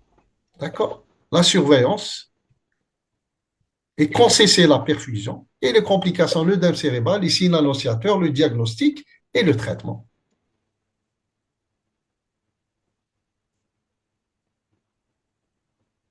Le traitement, il n'est pas là. Je pensais M. Belbouab qui l'a enlevé. Je pensais qu'il était là. Et là, vous avez un algorithme. Si vous voulez, je vous donne le PowerPoint, hein. Vous avez le traitement fait, comment traiter. On peut traiter même au niveau. Là, vous avez un algorithme qui est très intéressant. À l'ISPA 2022, hein. Je n'ai rien créé, moi. Donc, les antécédents cliniques, les signes cliniques, la biochimie à l'acidocétose, diagnostic posé, selon la forme modérée, sévère ou là. Donc,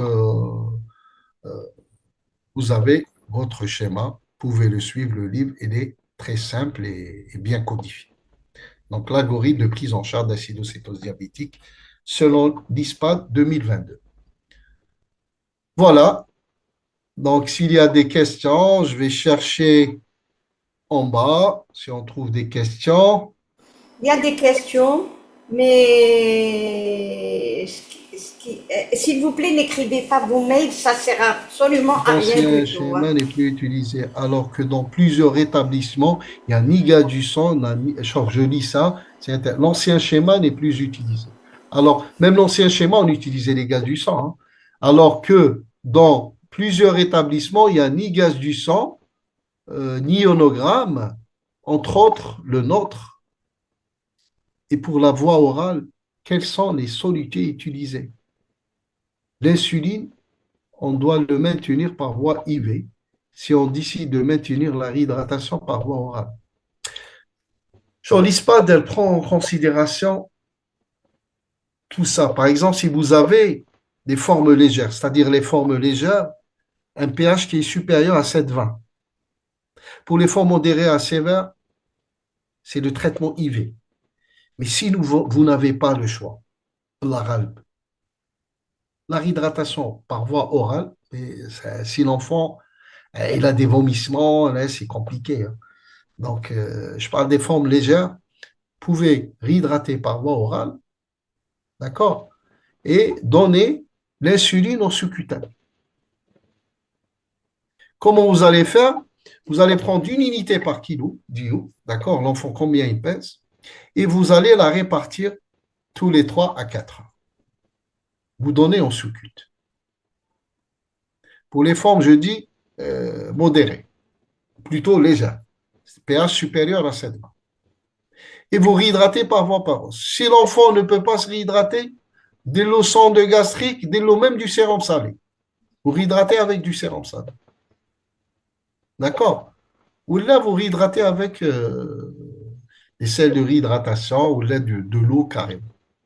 D'accord? Si vous n'avez pas le choix, la râpe. Et vous donnez, comme l'insuline, ce que vous avez à l'hôpital, l'insuline ordinaire, donc on y va. En attendant de le transférer dans un centre plus spécialisé. Avec nos conditions professeurs, on doit toujours substituer le potassium par défaut de pH avec l'insulothérapie. Assurez-vous que, bien sûr, avec l'insulothérapie, mais pas au début, après la réhydratation. Allez, après la réhydratation. Mais essayez de faire un ionogramme. Je pense que le ionogramme, il est disponible dans tous les centres, hein, hospitaliers. Je ne sais pas, Madame Gougam, si vous pouvez répondre. Je pense quelques hôpitaux à l'intérieur du pays, un omnionogramme. Bon, les gaz du sang, ce n'est pas évident, mais ionogramme. Je pense que rien, je ne sais pas ce qu'ils Ouais. disent eux. Ionogramme, Moi, je suis dans mon bureau, je ne travaille pas la DGSS. Si on n'a pas de potassium, c'est un peu que. Surtout par rapport à l'apport de potassium. On n'a pas de. Il y a des labos à côté, non? Oui, bien sûr. Ouais. C'est le même, hein. Bien sûr, vous allez, s'il vous plaît, on peut recevoir protocole et cours. Oui, bien sûr. Il n'y a pas de souci. Je l'ai fait dans ce but, hein, pour vous le donner, vous aider à على بالك وين prendre en charge. تمدوا؟ Sinon, Madame Gauguin? وين راك تقرا في الشات؟ Enfin, كاين un petit carré sur le fichier.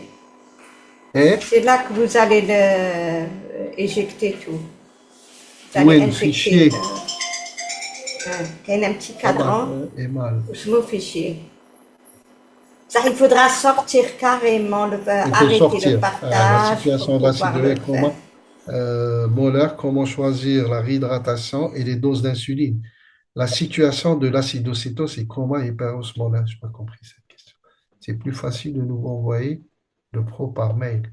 Merci, excellente information. Merci infiniment. C'était très enrichissant. Et c'est moi qui vous remercie. Ça, s'il vous plaît, ionogramme disponible. Si vous voulez que dans l'acidodème cérébral, on divise le volume total en 3 et on réduit. Oui, oui, on réduit de un tiers en cas d'œdème cérébral. Si vous avez 1000, je sais pas, 1000 millilitres, le débit, par exemple, je sais pas, vous le faites en pouce seringue ou en perfusion, indique que la perf, les tractorats à 50 millilitres, devait passer, par exemple, le minute 3 10 gouttes, passer 7 gouttes. D'accord? Utiliser sur les gouttes ou la Il faut diminuer de un tiers. Il faut donner les deux tiers et diminuer de un tiers.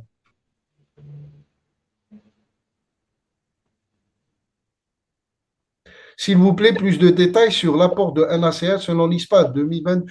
Oh, l'apport de NaCl, je l'ai dit, hein, il n'y a pas de supplémentation de NaCl. On donne du sérum salé, on hydrate les 2 premières heures avec du sérum salé. Ça suffit. Hein. Si on a une hyponatrémie, il ne faut pas donner de sérum salé hypertonique. Diabétique, en cas de cétose diabétique inaugurale, pour l'insuline en subcutanée à posologie, est-ce que c'est chaque 4 heures ou 2 heures? La réhydratation en IV, j'ai expliqué là, c'est calculer une unité par kilo sur 24 heures. Par exemple, s'il pèse 20 kilos, vous donnez unité par kilo, c'est 20 unités par 24 heures. Vous divisez sur 6, vous allez avoir un 3, un 4 unités. Donc 4 unités tous les 4 heures. D'accord? هذيك كي ما تقدروش تمدوا l'insuline on y va.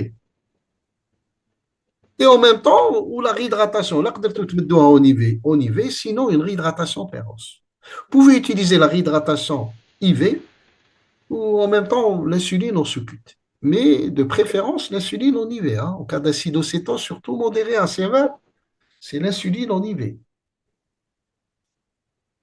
Prenez le protocole, discutez avec vos infirmiers. Hein, comme vous mettez comme les solutions. Vous mettez comme les solutions. C'est les infirmiers. Qui te connaissent la bonne foi, les gens, tout est possible. Vous allez voir, on m'a tous les des réflexes. Comment expliquez-vous l'augmentation notable d'acide? Ça, c'est une bonne question. Comment expliquez-vous l'augmentation notable des cas d'acidocétose diabétique inaugurale ces derniers temps en Algérie, notamment chez les enfants sans antécédents familiaux de diabète? Existe-t-il selon vous des facteurs environnementaux ou encore modification du mode de vie qui pourrait, elle connaît beaucoup de choses, hein, c'est qui a posé la question, contribuer à cette évolution préoccupante? Oui, bien sûr. Je suis un référent, médecin référent à l'INSP.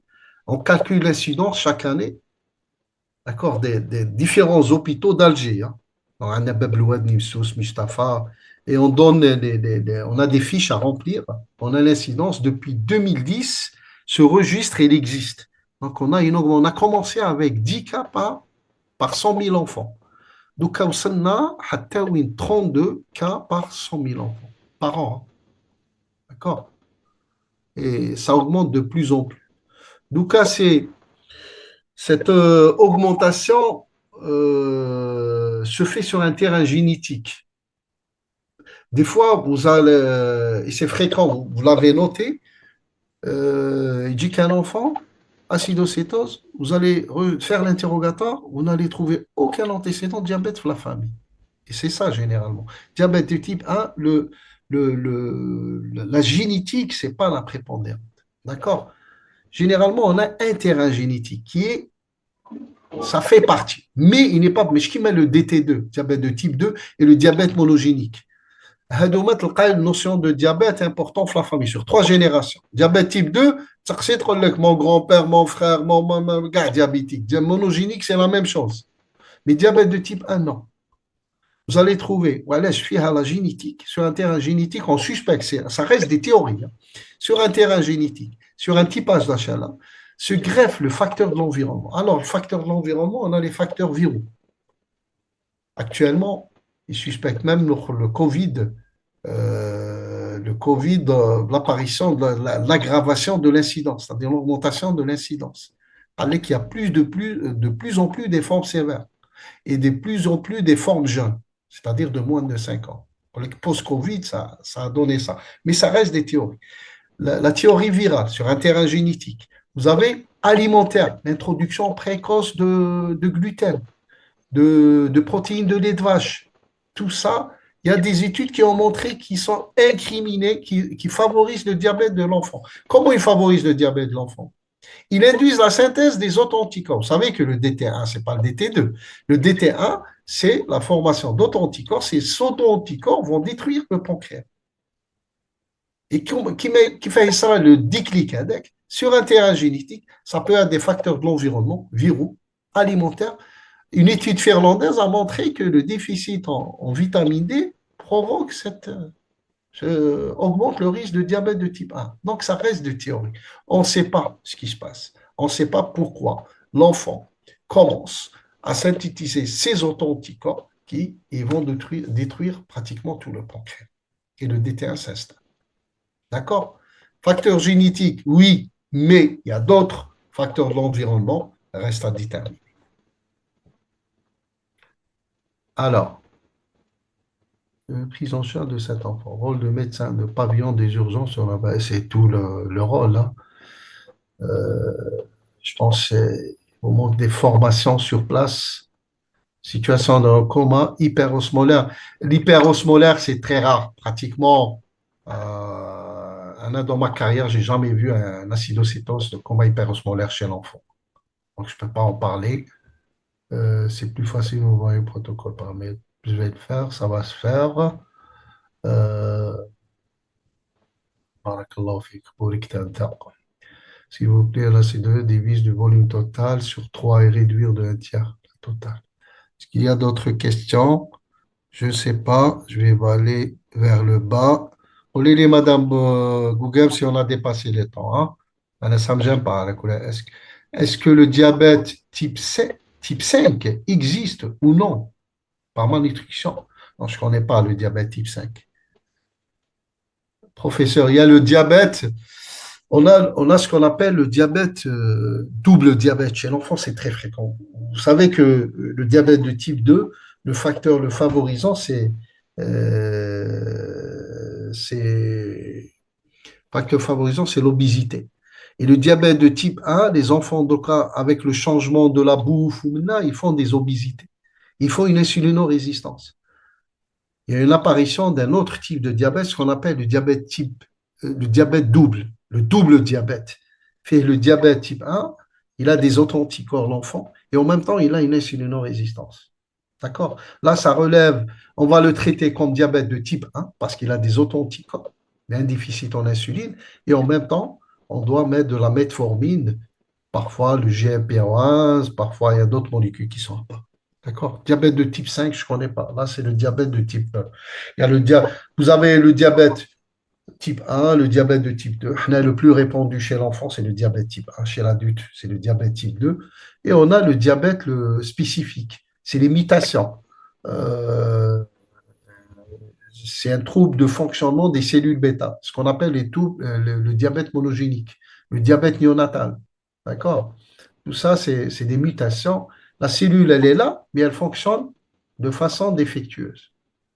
D'accord? Mais c'est rare chez l'enfant, chez nous, hein. Les diabètes, ils représentent entre le diabète type 2 et monogénique, c'est 5%. Le reste, c'est le diabète de type 1. Professeur, vous serez intéressé à la mise en place d'une étude citoyenne l'acidocétosine en pédiatrie en collaboration à l'hôpital pédiatrie de Canastel-Oran. Une intérêt permettra d'explorer. Oran, ils ont le registre, hein. Oran avec professeur Touhami et toute l'équipe de diabète, M. Bouziane, le chef de service là-bas, ils ont leur. Il y a des chiffres qui sont publiés à Oran, hein. Allez-y dans PubMed, recherchez registre Oran diabète DT1, vous allez trouver le registre. D'accord? Pour faire une étude multicentrique, il faut faire des registres régionaux, d'accord? Qui marquent Adena, centre, Oran. Il faut installer plusieurs registres à travers le pays. Comme ça, on peut faire un registre national. Parce que allez, le diabète, l'incidence, elle diffère d'une population à l'autre. D'accord? Et même dans la même population, il y a une disparité. Une région d'Oran ou Alger annonce la même incidence. تتقارب mais ماشي la même. D'accord? Donc il faut commencer avec des registres régionaux. On va vers le. Mais pour l'étude mutuelle, je pense que c'est le registre d'Oran, il a été installé avant le registre d'Alger. Il y a eu le registre de Madame Boudelda, de Constantine, ensuite d'un monsieur Touhami Oran, en bas de celui d'Alger. Il y a même une étude qui a été faite sur une période de 50, je pense 2012-2018, sur l'incidence de diabète par l'équipe de Tlemcen. D'accord? Il a été publié également. Donc, Je me rappelle. mais on a pratiquement les mêmes chiffres. On a une forte incidence de diabète chez nous. Oui, mais D'accord? c'est beau de faire des registres, professeur. Oui, Il y oui, a un défaut de communication. oui. La question, la proposition de Canastel, elle est bonne. Pourquoi? Oui, oui, Parce oui. que si Oran diffusait et était proche de ce personnel, il ne suffit pas de faire des études, de faire des registres. Il faut aussi se rapprocher du personnel qui travaille sur le terrain. Exactement. C'est des On peut formations. pas, il y a un gros défaut de communication. Exactement, ouais. Et là, c'est bien de l'annoncer, c'est bien de dire qu'il ne faut pas besoin de dire qu'il y a ça, qu'il y a ça, qu'il y a ça. Et c'est à eux maintenant d'essayer de se rapprocher vers ces gens-là et de faire la même proposition. D'accord, si c'est une wilaya X qui est tout proche d'Oran, ils peuvent le faire. Mais on a le registre d'Oran, hein. Le Et le registre registre d'Oran existe, mais peut-être existe. Ah qu'il y ouais, a ça existe. une ou deux wilayas qui veulent faire la même chose, Et je qui veulent pense, et je pense qu'ils sont en train de répertorier tous les villes autour d'Oran. Donc, comme les hôpitaux, ils participent à ce registre, hein. il faut informer. Il faut Oui, oui, informer. oui. Il nous faut un registre national. Exactement. Et Anna, je pense, pour ça que j'aime faire sur le diabète de l'enfant, les gens, رحت البيت رحت l'intérieur des villes Hein, هكذايا، hein. ils savent pas. Donc, نحب ندير هكذا des formations pour leur donner un petit peu les, je sais pas, un coup de garde, un enfant qui est diabétique, il ne sait pas quoi faire. Bien sûr, à chaque Inch'Allah, fois vous faire les avez formation, je pense touchés. qu'il faut donner un manuel, un outil, lequel le généraliste ou le pédiatre de garde il peut utiliser, Et c'est ce qu'on va faire ouais, maintenant tout de suite. ouais. Est-ce que vous pouvez supprimer le partage et envoyer ce que vous D'accord. devez Et envoyer? dernière question, beaucoup de parents se demandent si la prise exagérée de l'enfant en dehors des jours, hein, de sucreries de l'enfant aide l'apparition. Hadi, c'est un autre débat. Ça n'a rien à voir. Chauffe, la prise de sucre, la suralimentation pour le diabète de type 1, elle n'a aucun rôle. D'accord? Aucune influence sur le diabète. Diabète de type 2, oui. L'obésité, la suralimentation, la prise du sucre. Mais le diabète de type 1, il n'a rien à voir avec l'alimentation. C'est des auto-anticorps qui sont synthétisés. On ne sait pas comment commence cette synthèse des auto-anticorps. J'ai expliqué, c'est un facteur génétique, facteur de l'environnement. Sur ça, on termine. Donc, je ferme, je نحي le partage, madame. Arrêtez le نحي partage. كامل البارتاج باش تقدر D'accord, j'ai arrêté le تبعت. partage. On va donner comment من faire. بعد تروح وين في الشات كاين en bas, tout à fait en bas, il y a un petit cadran qui s'appelle fichier, qui D'accord. représente le fichier. Et là, vous allez Ah, en le chat. rentrant, Le chat. Et là, vous allez rentrer dans votre ordinateur. كاين وين saisir le message ماشي هنايا madame. Non, non. شوف le chat بالذات وين كنت تقرا les questions. عندك en bas, tout à fait en bas, عندك un petit fichier. Où on écrit. Où on D'accord. écrit. Et وتحته كاين petite répondre. Non. Un petit carré. Quand vous cliquez sur le carré, vous avez votre الخروج تاع ordinateur. البيسي وي. Voilà. Dès que vous allez voir défiler vos présentations ou je sais pas, vos fichiers. Et vous sélectionnez. Carré. Exactement, ouais. Alors, je vais partager avec vous la communication, Et le le PowerPoint. protocole. D'accord? Ouais. Et FMC, FMC, FMC, je vais partager avec vous le cas clinique. Vous partagez la communication et le protocole. Vous les faites séparément, je me rapproche. Bien sûr. Et le protocole. Protocole en PDF. C'est bon. Normalement, normalement, on a chat. C'est fait. مازال Si دوك نشوفوا سي سي في إذا أنت بالك يبطل دوك نشوفوا ولا Ça sent Jazo, hein, ma... عم يمشوا Amim Show, جازو ouais. Amim Show, ouais. Amim داكوغ Show. Ah, les Amim Show, t'as téléchargé en même temps. Il y a eu des questions, Bad. Merci, merci beaucoup. Je On suis en vient, train de vient vous d'essayer. remercier. Ouais, il continue à poser des questions. Vous allez trouver tout sauf le protocole. Beaucoup de On travaux, verra avec les formations, on verra si on va donner une grande partie au diabète de l'enfant par la suite. Ah, mais s'ils veulent une formation présentielle, là, je pourrais le faire. Donc, il n'y a pas de souci. Je peux même déplacer. Donc, pour ça, il y a pas de problème. Oui, en Et le présentiel, mais vous ne serez protocole. pas aussi nombreux, hein, c'est ça le souci. Hmm.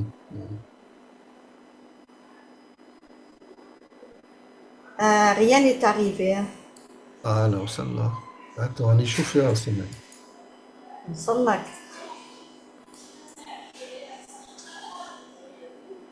Normalement, ah, mais ah, Madame Gougam, à 12h11, hein? خلاص لك واسمه ابعتهم لي لا ليا لا 11h أنا فايت il est 11h ابعتهم لي ليا إذا حصلت 11h31 دوك نبعثهم لك بعثي ابعتهم لي لي لي ميل نبعثه لهم ما عندكش الماي عندي نورمالمون عندي بروتوكول عندك الماي سي عندك فيغ راهو شوفي تلقايا 11h31 دوك نبعثه لك ثاني بصح على ما وشيت على ما جاوش ها على ما جاوناش بيزار بعتهم نتايا بعثهم راني نشوف فيهم دوكا 11h31 استنى درت لا فلاش هذيك درت لا فلاش وي راهم داخل الشات مي غيان دو تو حوسي 11h31 ما عندكش لا ماشي غير انايا 11h31 11h34 Est-ce que quelqu'un il a reçu le... Vous pouvez me répondre? Personne. نشوف الشات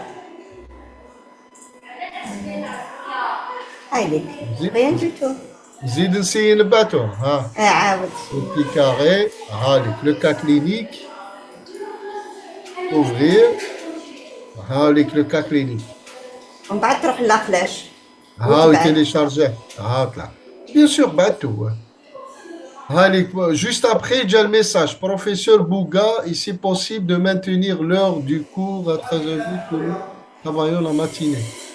Non, هذيك خليها ماشي با Donc, نزيد نبعث le deuxième, le protocole. En tout cas, personne ne l'a reçu. De toute façon, on aura d'autres solutions. Il y a rien.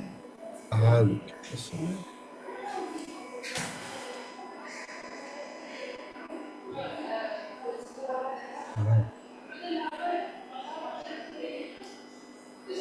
عشان دوك نبعتهم انا نسيت بعتهم les deux hein.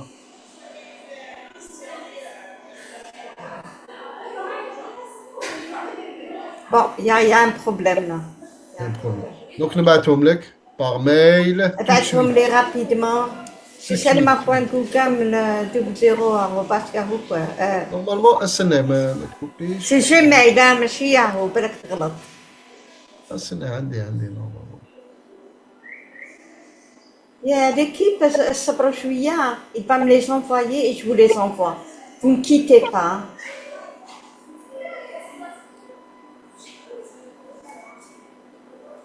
Ça commence avec quoi votre email Selma.gougam. Ah, خلاص. Ah, Yahoo. Gmail, hein.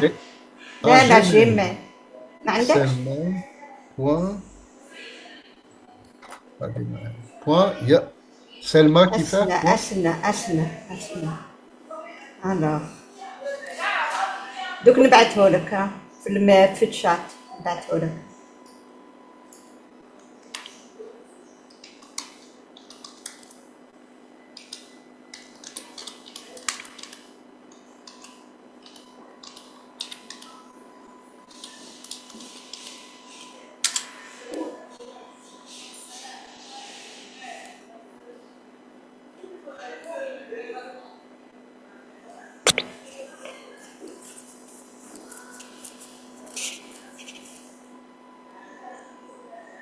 C'est pas la peine d'écrire vos mails, s'il vous plaît. Je vais l'envoyer directement. Ne quittez pas, ne quittez pas.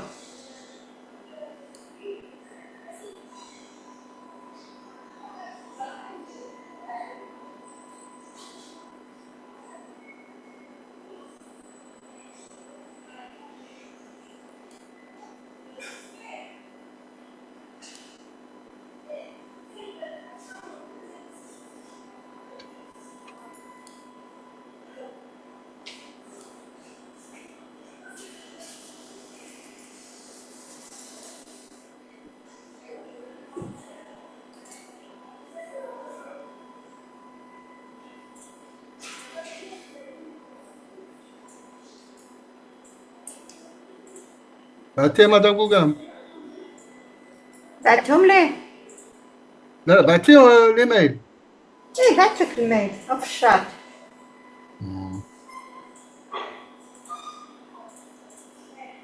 عليك. والكوبي.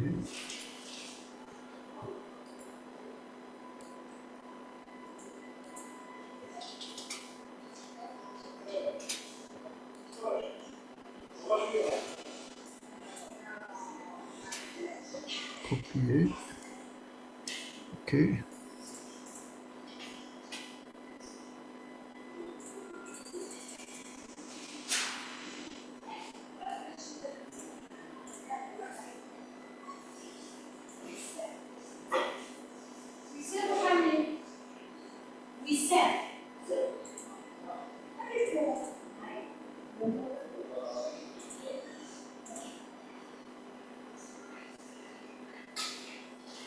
C'est selma.gougam.gmail.com.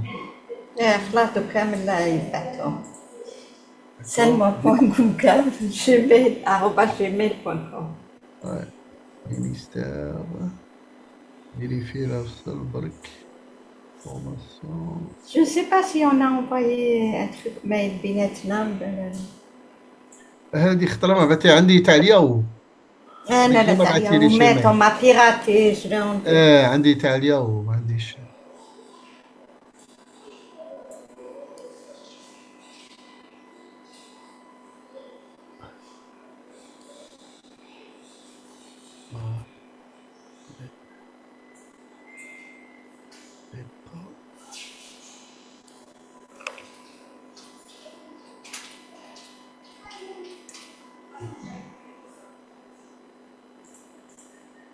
Ok.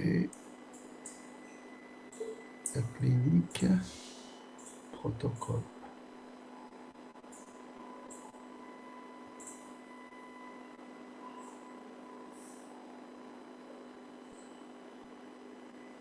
Je l'ai envoyé, hein.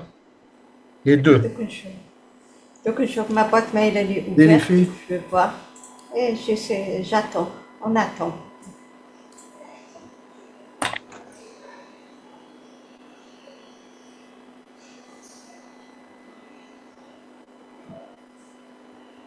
Allez.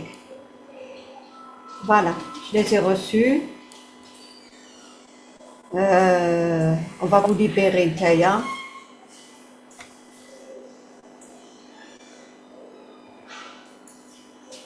On va libérer l'enseignant et vous restez avec moi. Ok, ok. Je remercie Merci tout le monde. beaucoup. Yatikum saha. Au revoir, Madame Gougam. À la Merci à prochaine. vous. Merci à la prochaine, Inch'Allah. Inch'Allah, Inch'Allah. salam, sah.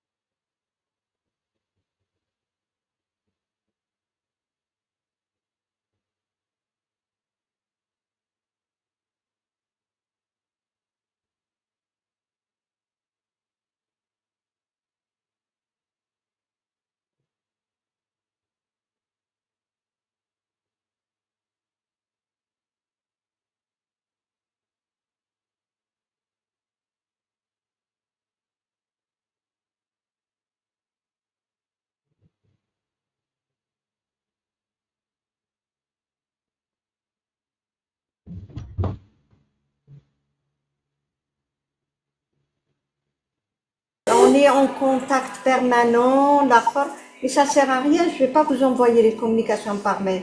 Ça, je vous le promets. Bien reçu, avec Saha. Donc, je laisse encore un peu avant de fermer. Là, vous n'aurez pas de problème. Demain, vous aurez la thyroïde. Je vais voir si j'ai le coup, je vous l'envoie. Je vais le transférer, Kinhel le Zoom.